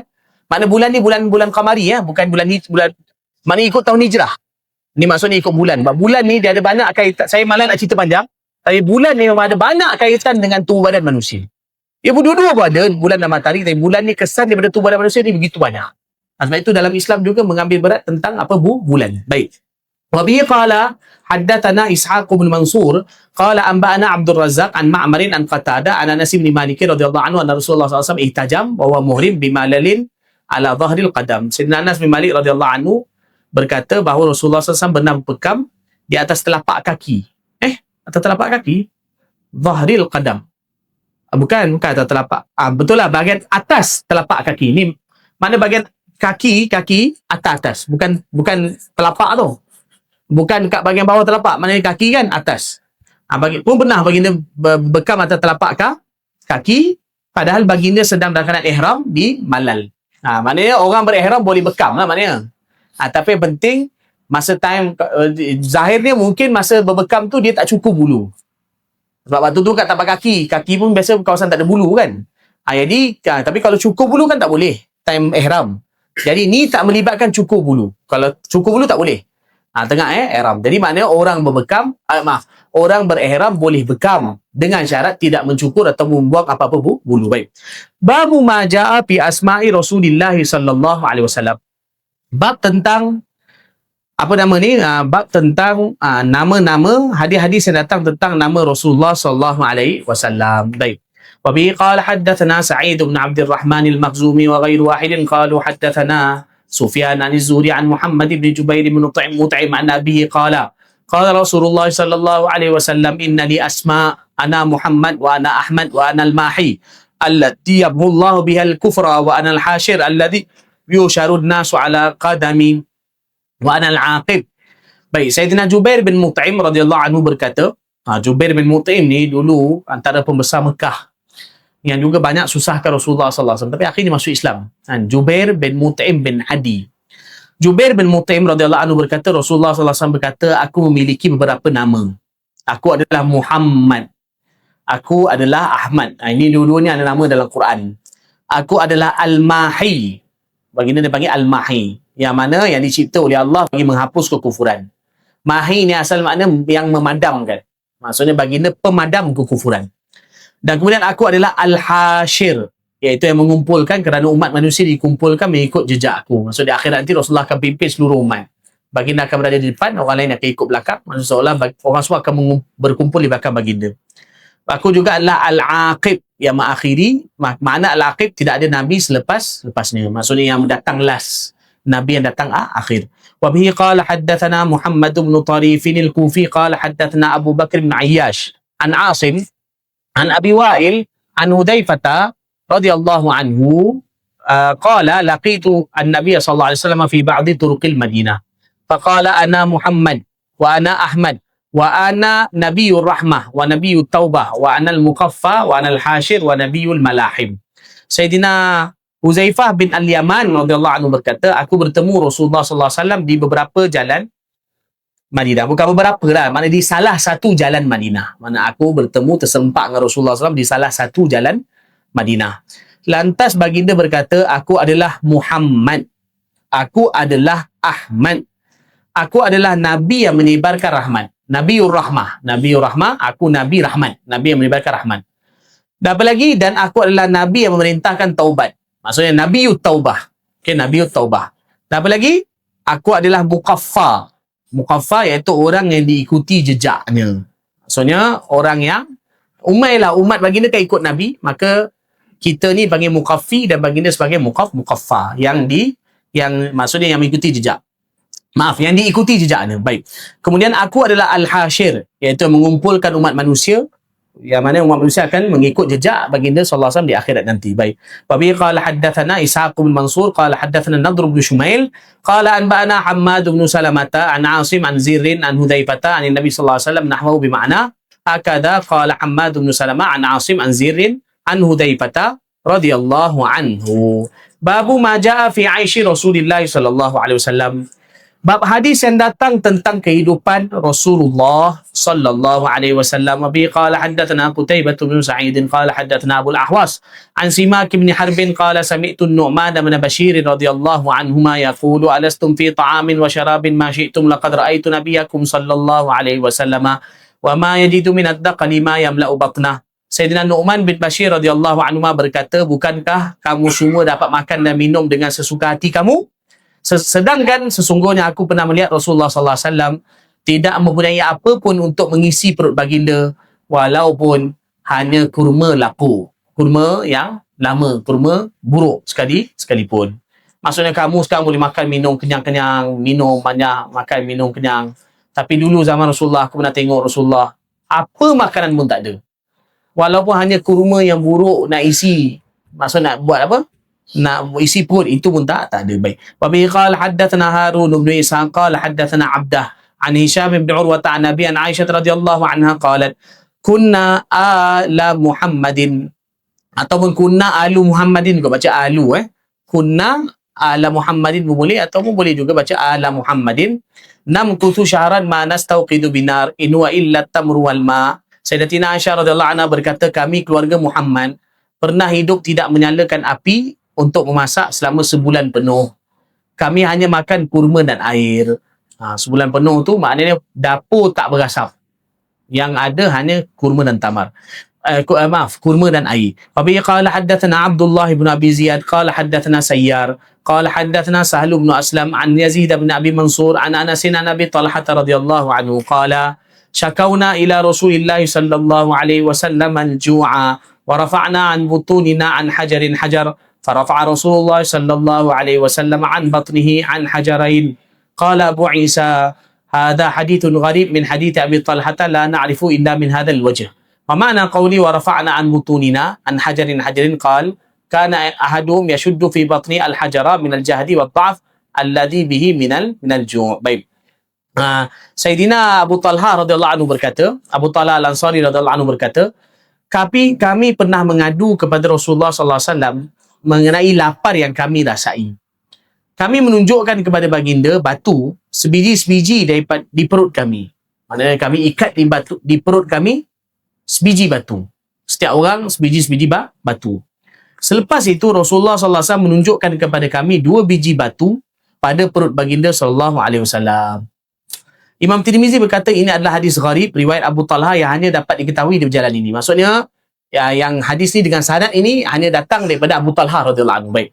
Jadi maksud daripada perkataan Nu'man radhiyallahu anhu, kami menunjukkan batu sebiji-sebiji pada perut kami adalah setiap daripada mereka mengikat sebiji batu di perutnya untuk menahan lemas dan lemah yang disebabkan oleh rasa lapar. Nak kurangkan lapar. Sebenarnya orang kadang bila lapar sangat, tak ada makanan, dia ada 2 perkara yang akan berlaku. Pertama, kadang nak bangun pun tak larat. Nak bangun bila lapar sangat. Dan satu lagi, kadang takut perut masuk angin. Perut sakit, makin tambah sakit. Maka untuk mengelakkan supaya boleh berdiri dan boleh buat kerja yang lain, maka mereka akan ikat perut dengan batu. Ini keadaan. Kita baca ni, kita hanya baca je, kita tak pernah faham benda ni. Sebab kerana kita makan 4 kali. Bila makan 4 kali, maka kita takkan faham keadaan Nabi SAW dan juga para sahabat radhiyallahu anhum ajma'in. Baik. Wa bihi qala haddatsana Muhammad bin Ismail. Muhammad bin Ismail ni siapa? Imam Bukhari. Imam Bukhari adalah ustaz pada Imam Tirmizi. Imam Tirmizi ialah berguru kan Imam Bukhari rahmatullah alaihi. Imam Bukhari lahir dulu kan. Imam Bukhari lahir 194, meninggal 256. Imam Tirmizi lahir 209, meninggal dunia 279. Baik. Wa bihi qala haddatsana Muhammad bin Ismail qala haddatsana Adam bin Abi Iyas qala haddatsana Syaiban Abu Muawiyah qala haddatsana Abdul Malik bin Umair an Abi Salamah bin Abdurrahman an Abi Hurairah radhiyallahu anhu qala kharaja Rasulullah sallallahu alaihi wasallam fi sa'atin la yakhruju fiha wa la yalqahu fiha ahad fa atahu Abu Bakr radhiyallahu anhu fa qala ma jaa bika ya Aba Bakar qala kharajtu alqa Rasulullah sallallahu alaihi wasallam wa anzuru fi wajhihi wa taslim alaihi falam yalbath an jaa Umar fa qala ma jaa bika ya Umar qala al-ju' ya Rasulullah qala sallallahu alaihi wasallam wa ana qad wajadtu ba'd dhalik fantalaqu ila manzili Abil Haytham ibn Tayyihan al-Ansari wa kana rajulan kathiran nakhli wasya' wa lam yakul lahu khadam falam yajidu faqalu limra'ati ayna sahibuk faqalat intalaqa yasta'dibu lana al-ma' falam yalbathu an jaa Abul Haytham biqirbatin yaz'abuha fawada'aha thumma jaa yaltazimu an-nabiy sallallahu alaihi wasallam wa yufaddihi bi abihi wa ummihi thumma intalaqa bihim ila hadiqatihi fabasata lahum bisata thumma intalaqa ila nakhlatin fajaa biqinwin fawada'ah faqala an-nabiy sallallahu alaihi wasallam afala tanaqqaita lana min rutabihi فقال يا رسول الله إني أردت أن تختاروا أو قال تخيروا من رطبه وبسره فأكلوا وشربوا من ذلك الماء فقال صلى الله عليه وسلم هذا والذي نفسي بيده من النعيم الذي تسألون عنه يوم القيامة ظل بارد ورطب طيب وماء بارد فانطلق أبو الهيثم ليصنع لهم طعاما فقال النبي صلى الله عليه وسلم لا تذبحن ذات در فذبح لهم عناقا أو قال جديا فأتاهم بها فأكلوا فقال صلى الله عليه وسلم هل لك خادم قال لا قال فإذا أتانا سبي فأتنا فأوتي صلى الله عليه وسلم برأسين ليس معهما ثالث فأتاه أبو الهيثم فقال النبي صلى الله عليه وسلم اختر منهما فقال يا رسول الله اختر لي فقال النبي صلى الله عليه وسلم إن المستشار مؤتمن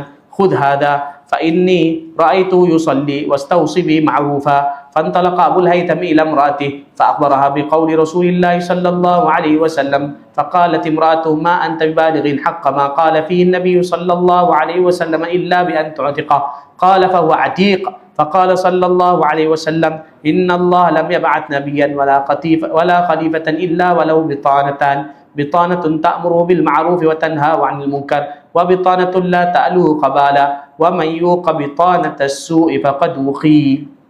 Masya-Allah. Allahu Akbar. Sayyidina Abu Hurairah radhiyallahu anhu berkata, Rasulullah sallallahu alaihi wasallam keluar dari rumah baginda pada waktu yang tidak selalu baginda keluar dan menemui sesiapa. Ni mungkin waktu tengah hari, tengah panas, kan? Waktu tu semua orang duduk kat rumah.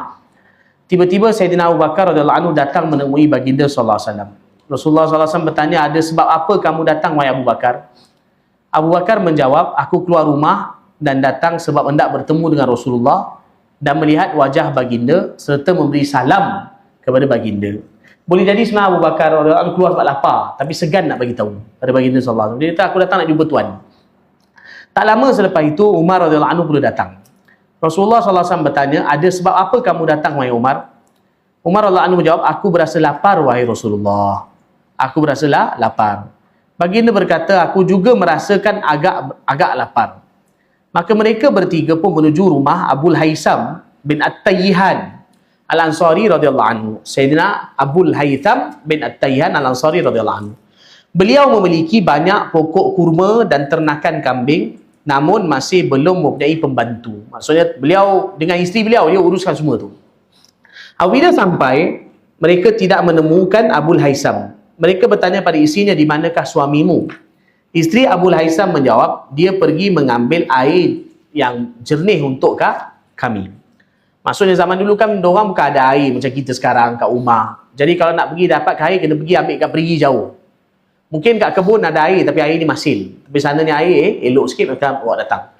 Tak lama selepas itu Abul Haitham datang dengan membawa geribah kulit yang penuh dengan air. Bekas kulit lah, karung kulit penuh dengan air. Dia meletakkan qirbah itu atau menggeribah itu, lalu memeluk Rasulullah sallallahu alaihi wasallam sambil berkata dia bersedia menjadikan ayah dan ibunya sebagai tebusan demi Rasulullah sallallahu alaihi wasallam. Ni maksudnya macam kalau kita lah, kadang-kadang tetamu besar datang, tak ada kat rumah. Bila sampai terkejut dia, Rasulullah datang rupanya. Maka dia pun datang jumpa Nabi. Maka, "Maaf tuan, saya tak perasan tuan datang. Saya tadi ada urusan kat luar." Itu maksud dia kat sini. Jadi jangan salah faham tentang apa dia kata ni. Sebab orang Arab ni kan Nabi dia kata macam tu, dia akan kata, "Bi abi anta wa ummi ya Rasulullah." Maksudnya, aku korbankan ayah dan ibu kepada tuan. Saya tadi pergi ada satu urusan bawa ambil air. Selepas itu Abul Haitham radhiyallahu anhu pergi ke kebunnya bersama Rasulullah sallallahu alaihi wasallam, Abu Bakar dan Umar. Maka beliau pun bawa. Jadi beliau faham Rasulullah SAW dah tengah lapar. Abul Haitham radhiyallahu anhu membentangkan permaidani untuk mereka bertiga. Bukan permaidani sebenarnya, macam tika. Terjemah permaidani lah, orang ingat kapet kan. Jadi orang semua ingat nilai 3. Ini bukan kapet nilai 3. Jadi ialah bisat ni mana tika biasa bentangkan untuk baginda sallallahu alaihi wasallam. Jadi kemudian beliau pergi ke salah satu pokok kurmanya, lalu datang dengan membawa satu tandan pokok kurma dan meletakkannya di hadapan mereka. Rasulullah sallallahu alaihi wasallam bertanya, "Mengapakah kamu tak pilih kurma yang masak untuk kami?" Maksudnya betul Aziz, maksudnya rutab. Kenapa kamu tak bagi pada kami rutab je? Kenapa kamu tak bagi pada kami rutab saja? Abul Haitham radhiyallahu anhu menjawab, "Wahai Rasulullah, aku mahu kamu semua yang memilih sendiri." Makna kurma yang rutab ataupun selain daripada kurma rutab atau kurma muda. Terjemah kat situ, aku mahu kamu sendiri yang pilih kurma rutab atau kurma muda. Kurma muda ni yang macam kelat-kelat tu. Jadi maksudnya bila dibawa tandan tu besar, dekat tandan besar tu ada macam-macam jenis kurma. Ada yang dah masak betul, tamar, Arab panggil tamar. Ada yang macam kurma yang lembut tu, bagi bahasa Arab panggil rutab. Ada tu lagi yang kurma yang muda, yang macam rasa kalau sekarang kat Madinah ada kelat-kelat tu. Itu Arab panggil busur. Jadi Nabi SAW kata, "Kenapa kau tak ambil sikit-sikit yang rutab je, hidang daripada kami? Kenapa susah-susah bawa banyak-banyak ni pada kami?" Tapi beliau kata, "Saya nak supaya tetamu saya ni, termasuk tuan, boleh makan apa yang tuan suka." Sebab kadang-kadang mungkin setengah orang suka tamar, setengah orang suka rutab, setengah orang suka busur. Busur ni macam kurma yang kelat tu. Jadi pilih. Jadi sini dapat kita faham bahawa sahabat, mereka hidangkan apa yang terbaik untuk tetamu datang. Hidangkan apa yang terbaik, makna bagilah apa yang mereka nak makan. Baik. Dengan itu mereka makan kurma yang diambil oleh Abul Haitham radhiyallahu anhu tadi dan juga minum air tadi. Rasulullah SAW berkata, "Demi jiwaku yang berada dalam genggamannya, inilah antara nikmat yang akan ditanya kepada kamu semua pada hari kiamat nanti." Nikmat ini iaitu apa dia? Teduhan yang sejuk, kurma rutab dan juga air sejuk. Maksud nak bagi tahu waktu walaupun mereka waktu begitu lapar, dapatlah sikit duduk tenang bawah apa kata bawah teduhan kurma, makan sikit buah-buah kurma, minum sikit air, tapi Rasulullah ingat kepada mereka, semua nikmat ini pun di akhirat nanti Allah akan tanya. Semua nikmat ini pun Allah akan tanya. Abu Haisam radhiyallahu anhu bangun untuk menyediakan makanan untuk mereka. Maknanya sebab tu sunnah makan buah dulu. Baru ulama Imam Nawawi kata sunnah dia sabit bahawa kalau makan buah dulu. Walaupun boleh juga makan buah lambat, tapi afdal makan buah dulu. Rasulullah SAW terus berkata, janganlah kamu menyembelih kambing yang mengeluarkan susu. Maknanya Rasulullah tahu dia mungkin nak sebelih kambing dia.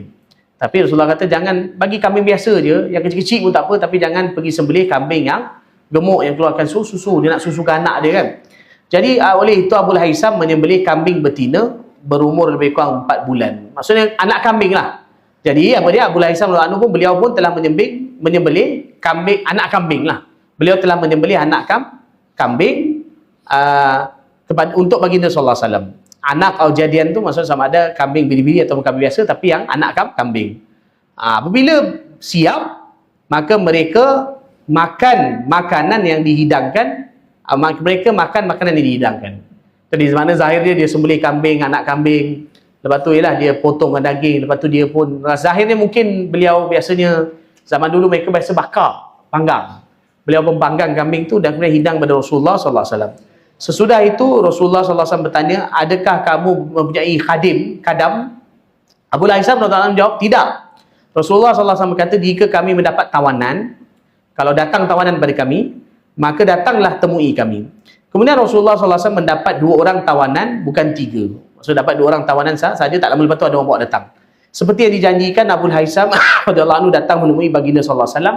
Rasulullah sallallahu alaihi wasallam berkata, pilihlah seorang daripada mereka. Abu Haisam radhiyallahu anhu membalas, wahai Rasulullah, pilihlah untukku. Rasulullah sallallahu alaihi wasallam berkata, seseorang yang diminta nasihat adalah orang yang dipercayai. Maksudnya bila satu orang diminta pandangan, maka dia mempunyai amanah untuk tunaikan amanah ni, iaitu bagilah cadangan terbaik. Maksudnya kalau ada orang minta cadangan kita, maka orang itu dia bertanggungjawab untuk bagi cadangan yang terbaik. Innal mustasyara mu'taman bahasa Arab.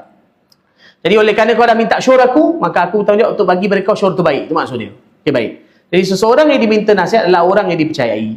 Pilihlah tawanan yang ini sebab aku melihat dia mengerjakan solat, jagalah dia baik-baik. Maknanya dia ni baik sikit, soleh. Maka kamu ambillah tawanan ni. Ini antara 2 orang tu kan. Jadi selepas itu Abu Haisam radhiyallahu anhu pun pulang menemui isterinya dan memberitahu kepadanya mengenai perkara yang disebutkan oleh Rasulullah sallallahu alaihi wasallam tadi. Maksudnya apa? Rasulullah pesan supaya jaga baik-baik, ataupun orang kata buatlah baik kepada tawanan ini ataupun hamba ini. Isteri ini berkata, kamu belum dapat meraih kebaikan yang sebenar seperti yang diperkatakan oleh Rasulullah sallallahu alaihi wasallam, kecuali jika kamu membebaskan hamba ini. Itu maksud dia. Sehingga kamu membebaskan hamba ini. Abu Haisam radhiyallahu anhu berkata, jika begitu maka hamba ini pun aku merdekakan. Hamba ini aku merdekakan. Rasulullah sallallahu alaihi wasallam bersabda, maksud nak bagi tahu kan, bila dia bawa jumpa isteri dia bagi tahu isteri dia, tadi Rasulullah pesan pada kita supaya buat baik pada hamba ni. Isteri dia kata, apa yang aku faham, kita akan dapat buat perkara yang terbaik untuk hamba ni, iaitu dengan kita bebaskan dia. Itulah terbaik. Apa lagi baik daripada itu? Kau setakat kita bagi dia makan minum, tapi kau dia hamba pun susah lagi. Tapi terbaik bebaskan dia. Dengar tu, maka Abu Haisam kata, kalau macam tu aku bebaskan tu hamba ni. Padahal tadi dia ambil untuk dapatkan hamba tu, tapi akhirnya beliau bebaskan. Rasulullah sallallahu alaihi wasallam berkata, sesungguhnya Allah tak mengutus seorang nabi atau para penggantinya, pengganti pada nabi, mana-mana ketua lah maksudnya, kecuali orang yang diutus itu memiliki 2 pengawal peribadi. Ni terjemah pengawal tak berapa cantik. Maksud nak bagi tahu mana-mana nabi atau mana-mana ketua, biasanya Allah Ta'ala akan tak utuskan melainkan bersama dengan dia ada 2, kita kata orang rapat lah senang cerita ni. Bitanah ni maksudnya ada 2 orang rapat. Maksudnya, saya ulang semua terjemah dia. Allah Ta'ala tak mengutus para nabi ataupun para penggantinya atau mana-mana khalifah, pembantunya atau penggantinya, kecuali orang yang diutus itu memiliki 2 orang rapat. 2 jenis orang rapat tu maksudnya. Iaitu orang rapat yang menyuruhnya melakukan kebaikan dan memintanya menjauhi kemungkaran, dan orang rapat yang tidak membantunya menjauhi kerosakan. Sesiapa yang dipelihara daripada orang rapat yang jahat, sebenarnya dia dijaga daripada segala kerosakan. Maksudnya, apa dia? Nabi SAW beritahu, iaitu kadang-kadang bila orang-orang ni, kadang Nabi ke apa ke, atau orang besar, pemimpin ke, sesiapa pun, bila dia naik, maka secara umum dia ada dua jenis orang yang dekat dengan dia. Dia bukan seperti dua orang, maksudnya dua jenis orang akan dengannya. Satu yang senang cerita memang bagi nasihat baik, penasihat yang baik. Tapi satu lagi memang penasihat yang akan hancurkan dia, yang akan rosakkan dia, yang akan memang cari peluang dia nak hancurkan dia. Jadi kemudian Nabi SAW kata, syukurlah kalau seseorang dia mendapat penasihat yang baik. Yang mana siapa yang dapat penasihat yang baik, Arab panggil bitanah, siapa yang mendapat penasihat yang baik, maka seolah-olah dia dipelihara daripada segala keburukan, kan. Nak mudah faham macam pemimpin, ketua, kalau dia ada dia punya penasihat, tukang penasihat, ataupun kita kata kroni yang baik-baik dengan dia, orang rapat dengan dia, okay, alhamdulillah. Tapi kalau semua pun memang tak baik, maka itu kadang merugikan dia dan akan juga menghancurkan dia. Okay, kenapa Rasulullah cakap ini? Mana Rasulullah SAW nak puji isteri dia tu. Maksud Rasulullah nak puji isteri dia. Maknanya satu orang suami, kadang-kadang bila dia ada isteri, maka isteri tu pun dalam bahasa Arab panggil bitanah. Jadi kadang isteri ada dua jenis. Seperti mana ada ketua, ada Nabi, ada orang besar, dia ada dua jenis orang dengan dia. Mungkin ada isteri baik, ada satu orang suami, mungkin ada isteri baik. Selalu nasihat pada kebaikan. Alhamdulillah, kau dapat isteri macam tu, syukur kepada Allah. Tapi kalau ada setengah isteri yang mungkin kadang tak baik, mungkin kadang dia nasihat pada suami dia benda-benda yang tidak baik, kadang-kadang menyebabkan kehancuran bagi suami dia. Baik. Wa bi qala haddatsana, jadi macam contohnya Abu Haisam ni syukur kepada Allah dapat isteri paling baik. Bitanah, maksudnya bitanah yang menyuruh kepada kebaikan. Baik. Wa bi qala haddatsana, apa ni, okey. Sikit lagi kot. Lelek sikit lagi. Okey, wa bihi qala haddathana Umar bin Ismail bin Mujalid bin Sa'id qala haddathani abi an Bayan bin Bishr an Qais bin Abi Hazim qala sami'tu Sa'ad bin Abi Waqqas radhiyallahu anhu yaqul inni la awwalu rajulin ahraqa daman fi sabilillah wa inni la awwalu rajulin rama bi sahmin fi sabilillah laqad ra'aytuni aghzu fil 'isabati min ashabi Muhammadin alaihi salatu wassalam ma na'kulu illa waraqa syajari wal hubla hatta taqarrahat ashdaquna wa inna ahadana la yad'u kama tad'u syatu wal ba'ir wa asbahat banu asad yu'azzirunani fid din. Laqad khibtu idan wa khasirtu wa dhalla amali. Baik, Sayyidina Sa'ad bin Abi Waqqas radhiyallahu anhu berkata, aku adalah orang yang pertama kali menumpahkan darah pada jalan Allah Ta'ala. Mana aku orang pertama bunuh musuh dalam jihad jalan Allah Ta'ala. Aku adalah orang yang pertama kali melemparkan anak panah pada jalan Allah. Orang yang pertama memanah juga dalam jihad ialah Sayyidina Sa'ad bin Waqqas radhiyallahu anhu. Selepas Allah Ta'ala syariatkan perang, maksud dia. Jadi aku menyaksikan diriku berperang dalam pasukan yang terdiri daripada para sahabat Rasulullah SAW. Sahabat Nabi dulu. Aku pernah pergi satu jihad. Pasukan jihad. Ketika itu kami hanya makan daun pokok dan juga pokok hublah. Mana pokok berduri. Masa sampai tahap kami tak ada makanan sampai kami makan daun dan pokok berduri. Terpaksa makan. Sehingga tepi mulut kami luka-luka.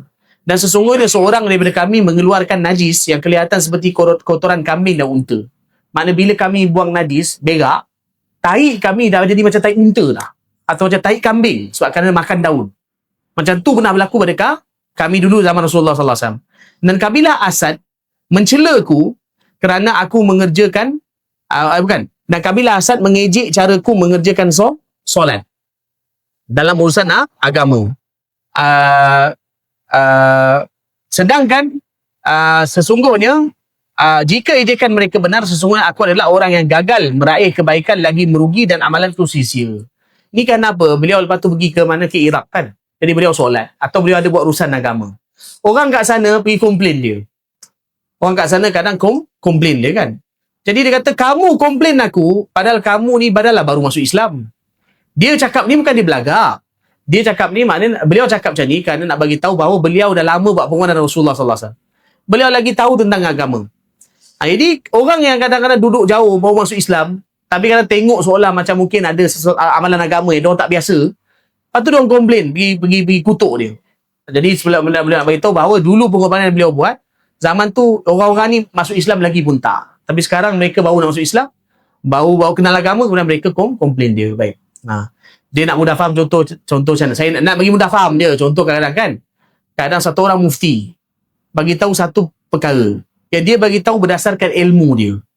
Kan? Tapi kadang-kadang orang awam kutuk macam seolah macam mufti tu tak ada agama. Kadang-kadang. Padahal mufti tu orang alim. Dia tahu, dia cakap dengan ilmu. Bukan dia ni. Tapi kadang orang awam kutuk ni. Kadang orang awam yang kutuk tu kadang baca Fatihah pun tak betul. Dia tu dah nak mudah fahamnya. Kutuk orang bukan main, tapi kadang kau punya Fatihah pun tak betul, solat pun tak tahu macam mana. Ini macam tu lah. Contohnya. Baik. Sambung. Wabi qala haddathana محمد بن بشار قال حدثنا صفوان بن عيسى قال حدثنا عمرو بن عيسى بن عامة العدوي قال سمعت خالد بن عمير وشويشان أبو الرقاد قال بعث عمر بن الخطاب عتبة بن غزوان وقال انطلق أنت ومن معك حتى إذا كنتم في أقصى بلاد العرب وأدنى بلاد العجم فأقبلوا حتى إذا كانوا بالمربد وجدوا هذا الكذان فقالوا ما هذه البصرة فساروا حتى بلغوا حيال الجسر الصغير فقالوا ها هنا أمرتم فنزلوا فذكروا الحديث بطوله فقال عتبة بن غزوان لقد رأيتني وأنا لسابع سبعة مع رسول الله صلى الله عليه وسلم ما لنا طعام إلا ورق الشجر حتى تقرحت أشداقنا فالتقطت بردة فقسمتها بيني وبين سعد بن أبي وقاص فما منا من أولئك السبعة أحد إلا وهو أمير مصر من الأنصار وستجربون الأمراء بعدنا. Baik. Ni pun sama riwayat lebih kurang macam tadi juga. Ni maksudnya nak beritahu kesusahan sahabat Rasulullah dan juga zaman Rasulullah sallallahu alaihi wasallam. Baik. Sayyidina Khalid bin Umair dan Shuais Abu Ruqad berkata bahawa Umar bin Khattab radhiyallahu anhu mengutus Sayyidina Utbah bin Ghazwan radhiyallahu anhu dan berkata, "Pergilah kamu bersama pasukanmu sehingga kamu semua tiba di negeri Arab yang paling hujung dan negeri asing yang paling hampir dengan wilayah Arab." Maksudnya hujung negara Arab lah. Dan pergi sampai ke dekat dengan wilayah ni. Ni mereka begini dekat kawasan Iraq ni. Kawasan Iraq. Jadi dengan itu Utbah bin Ghazwan dan pasukannya berkelana sehingga mereka tiba di Mirbad. Kawasan tempat nama Mirbad. Di situ mereka menemukan sebiji batu lunak berwarna putih yang berbentuk seperti telur. Maksudnya dekat kawasan sana lah. Dekat dengan ni. Ada yang menjawab inilah batu Al-Basrah. Kawasan itu nama dia Al-Basrah. Basrah Iraq sekarang. Mereka meneruskan perjalanan sehingga tiba di hadapan sebuah jambatan kecil. Mereka berkata sesama sendiri, di sinilah kita diperintahkan berhenti, iaitu untuk membina pengkalan menahan serangan daripada Parsi. Sebab zaman dulu Iraq ni dalam kawasan Parsi. Kan dulu Iran dengan Iraq melulu sekali Parsi. Jadi mereka sampai dekat dengan Iraq. Mereka pun singgah di tempat itu. Baik. Khalid bin Shuais membacakan hadis sehingga selesai. Mana hadis ada sambungan lagi, panjang lagi sampai selesai. Kemudian Utbah bin Ghazwan berkata, aku adalah seorang daripada 7 yang pertama masuk Islam. Maksudnya antara yang awal masuk Islam. Kami pernah tidak memiliki makanan kecuali daun pokok yang menyebabkan tepi mulut kami luka-luka. Aku pernah memungut selai kain burdah. Kain burdah ni mana kain macam balut badan tu kan, kain lepas tu, badan. Lalu memotongnya kepada 2 bahagian untuk diriku dan Sa'ad bin Abi Waqqas radhiyallahu anhu. Mana punyalah tak ada kain sampai kain yang buang-buang jumpa tu. Maka itu pun terpaksa ambil, potong 2, satu aku, satu untuk Sa'ad bin Abi Waqqas radhiyallahu anhu. Kami bertujuh yang pertama masuk Islam. Setiap kami menjadi pemerintah di salah satu wilayah. Dan kamu semua akan menguji dan membanding-bandingkan para pemimpin selepas kami. Tapi Masya Allah, lepas Nabi wafat, Allah muliakan kami. Semua kami jadi gubernur besar-besar di bandar masing-masing. Maksudnya lepas tu ada jadi gubernur Iraq, jadi gubernur Yaman, jadi gubernur Syam. Semua ni. Tapi bila kami jadi gubernur, orang-orang kat tempat kami komplain kami. Komplain kami macam pandai. Beliau kata siap. Kalau kami yang sahabat Nabi ni pun kena komplain, kamu akan tengok pemimpin yang lepas kami, mereka tu mungkin lagi zalim daripada kami. Maksudnya kepada kami tak pernah buat zalim. Mereka zalim kami, kamu akan rasa apa yang akan berlaku. Jadi jadi macam dulu sahabat pun dah rasa. Jadi kadang sahabat radhiyallahu anhum dulu mereka pun kadang pernah orang-orang yang, maksudnya orang yang kadang ada setengah sifat yang hati ni jahat, maka kadang mereka juga yang kata komplain benda-benda yang tak ada pada mereka. Baik. Wa bi qala haddatsana Abdullah. Okey, sikit lagi. Wa bi qala haddatsana Abdullah bin Abdul Rahman qala haddatsana Rahub bin Aslam Abu Hatim al-Basri qala haddatsana Hammad bin Salamah qala abana Thabit an Anas radhiyallahu anhu qala Rasulullah sallallahu alaihi wasallam laqad ukhiftu fillahi wa ma yuqafu ahad wa laqad uditu fillahi wa ma yu'da ahad wa laqad atat alayya 30 min bayni lailatin wa yawm ma li wa li Bilalin ta'amun ya'kulu dhu kabid illa syai'un yuwarihi ibtu Bilal. Baik. Sayyidina Anas bin Malik radhiyallahu anhu berkata Rasulullah sallallahu alaihi wasallam pernah berkata, aku pernah ditakut-takutkan dengan pelbagai ancaman oleh kaum musyrik kerana menyampaikan agama Allah Ta'ala yang tidak ada seorang pun yang pernah ditakutkan sepertiku. Maksud Rasulullah pernah diancam, yang mana tak pernah seseorang menerima ancaman macam tu. Aku juga pernah disakiti oleh kaum musyrik kerana menyampaikan agama Allah, yang mana tidak pernah seorang pun yang pernah disakiti sepertiku. Aku dan Bilal pernah tidak memiliki makanan yang layak dimakan oleh manusia selama 30 hari dan 30 malam berturut-turut. Apa yang ada adalah sedikit makanan yang disembunyikan di bawah ketiak Bilal. Ni kan apa? Maksud Rasulullah melalui zaman sebulan tak makan apa-apa. Sampai Bilal kadang terpaksa keluar, dia diam, carilah makanan sikit, dan makanan tu pun kalau bawa depan orang, kalau ketahuan kantoi, orang mungkin akan pukul Bilal, akan ambil makanan. Jadi sana Bilal terpaksa sorok sikit, macam kan baju sorok kat dalam, bawa berjalan macam biasa. Dia seolah tak ada makanan. Itulah sikit makanan yang mungkin orang kata sejemput dia yang boleh kami makan. Sampai tak macam tu dah berlaku pada Rasulullah. Ni zaman Mekah lah, zaman Mekah. Baik. Wa bi qala haddatsana Abdullah bin Abdurrahman qala ambana Affan bin Muslim qala haddatsana Aban bin Yazid al-Attar qala haddatsana Qatadah an Anas bin Malik radhiyallahu anhu anna Nabi sallallahu alaihi wasallam lam yajtami indahu ghada'un wala 'asha'un min khubzin wa lahmin illa 'ala dhafaf. Sayyidina Anas bin Malik radhiyallahu anhu melaporkan Rasulullah sallallahu alaihi wasallam tidak pernah makan roti dengan daging dalam satu masa pada waktu siang atau malam, kecuali apabila baginda makan beramai-ramai bersama dengan tetamu. Maksudnya sehari paling banyak pun makan sekali je, tu maksud dia. Roti dengan daging ni kalau Rasulullah makan paling banyak pun sekali, satu hari paling banyak pun sekali. Lepas tu beberapa hari tak jumpa. Jadi Sayyidina Abdullah bin Abdurrahman, iaitu guru pada Imam Tirmizi, berkata, sebahagian daripada pakar hadis dan bahasa berpendapat makna ad-dhafaf ialah tangan yang banyak, iaitu tangan-tangan tetamu. Maksudnya ketika tangan kenduri, adalah kalau sahabat ajak makan kenduri, maka waktu tu lah Rasulullah dapat makan mewah sikit. Tapi kalau waktu lain itu pun susah nak jumpa daging dengan roti. Qala Abdullah qala ba'dhum wa kathratul aidi. Baik. Okey, hadis yang terakhir. Wa bi qala haddatsana Abd bin Humayd qala haddatsana Muhammad bin Ismail bin Abi Fudayk qala haddatsana Abi Dhi'bin an Muslim bin Jundub an Naufal bin Iyas al-Udali qala kana Abdurrahman bin Auf lana jalisan wa kana ni'mal jalis wa innahu inqalaba bina dhata yawmin hatta idza dakhalna baytahu wa dakhala faghtasal thumma kharaja wa utina bi sahfatin fiha khubzun wa lahm. فلما وضعت بكى عبد الرحمن فقلت يا أبا محمد ما يبكيك فقال هلك رسول الله صلى الله عليه وسلم ولم يشبع هو وأهل بيتي من خبز الشعير فلا أرانا أخرنا لما هو خير لنا. Baik. Jadi Naufal bin Iyas al-Hudali berkata, Abdurrahman bin Auf, Sayyidina Abdurrahman bin Auf radhiyallahu anhu merupakan sahabat kami. Maksudnya kami duduk-duduk dengan beliau. Abdurrahman bin Auf antara asyarah mubasysyarah bil jannah kan. Dia merupakan sebaik-baik sahabat. Pada suatu hari kami pulang bersama dari satu tempat dan singgah di rumahnya. Beliau masuk lalu mandi. Apabila selesai, beliau menghidangkan roti dan daging dalam dulang besar untuk kami. Maknanya makan dalam talam. Roti dengan daging dalam talam tu. Ketika menghidang, Sayyidina Abdurrahman bin Auf radhiyallahu anhu menangis. Maka aku pun bertanya kepadanya, wahai Abu Muhammad Abdurrahman lah. Wahai Abu Muhammad, apa yang menyebabkan kamu menangis? Abdurrahman bin Auf radhiyallahu anhu menjawab, sehingga baginda sallallahu alaihi wasallam wafat, Rasulullah sallallahu alaihi wasallam dan keluarga baginda tidak pernah kenyang makan roti daripada tepung barli selama 2 hari berturut-turut. Maknanya bila teringat tu, beliau tengok makanan mewah ni, beliau terus teringat Rasulullah sallallahu alaihi wasallam, terus menangis. Beliau kata Rasulullah sallallahu alaihi wasallam kerana dalam tempoh 2 hari tak pernah 2 hari berturut-turut makan roti tepung barli. Satu hari sekali. Hari ni makan roti, besok tak makan apa, mungkin kurma je. Besok baru makan roti lagi. Maknanya 2 hari berturut-turut jumpa roti tak ada. Keluarga Rasulullah sallallahu alaihi wasallam dan juga Rasulullah. Jadi apabila saat ini kita dibiarkan hidup berkelapangan, aku tidak menganggap hal itu sebagai kebaikan buat kita. Maksudnya kan Abdurrahman bin Auf kan hidup lama lepas tu. Jadi beliau kata, aku kalau boleh aku tak suka aku ni lambat, maksudnya diberi tangguh hidup lama kan. Sebab kami mengecapi kemewahan.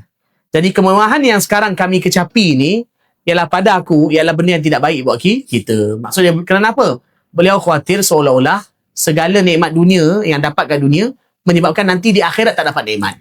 Maka kerana itu beliau khawatir, tak suka perkara itu. Tapi lah, kan ajal maut ni semua ditentukan oleh Allah Subhanahu Wa Taala. Baik, wallah alam. Masya-Allah. Insya-Allah kita besok masuk bab 53 insya-Allah. Bukan besok. Lusa insya-Allah kita akan habiskan, insya-Allah khatamkan insya-Allah di Masjid Husain. Baik, wallah alam. Wassallallahu alaihi wasallam Muhammad wa ala alihi washabihi barakasallam walhamdulillahirabbil alamin. Subhanallah bihamdihi subhanakallahumma bihamdika asyhadu an la ilaha illa anta astaghfiruka wa atubu ilaik. Subhana rabbika rabbil izzati amma yasifun wa salamun alal mursalin walhamdulillahi rabbil alamin. Amin ya rabbal alamin.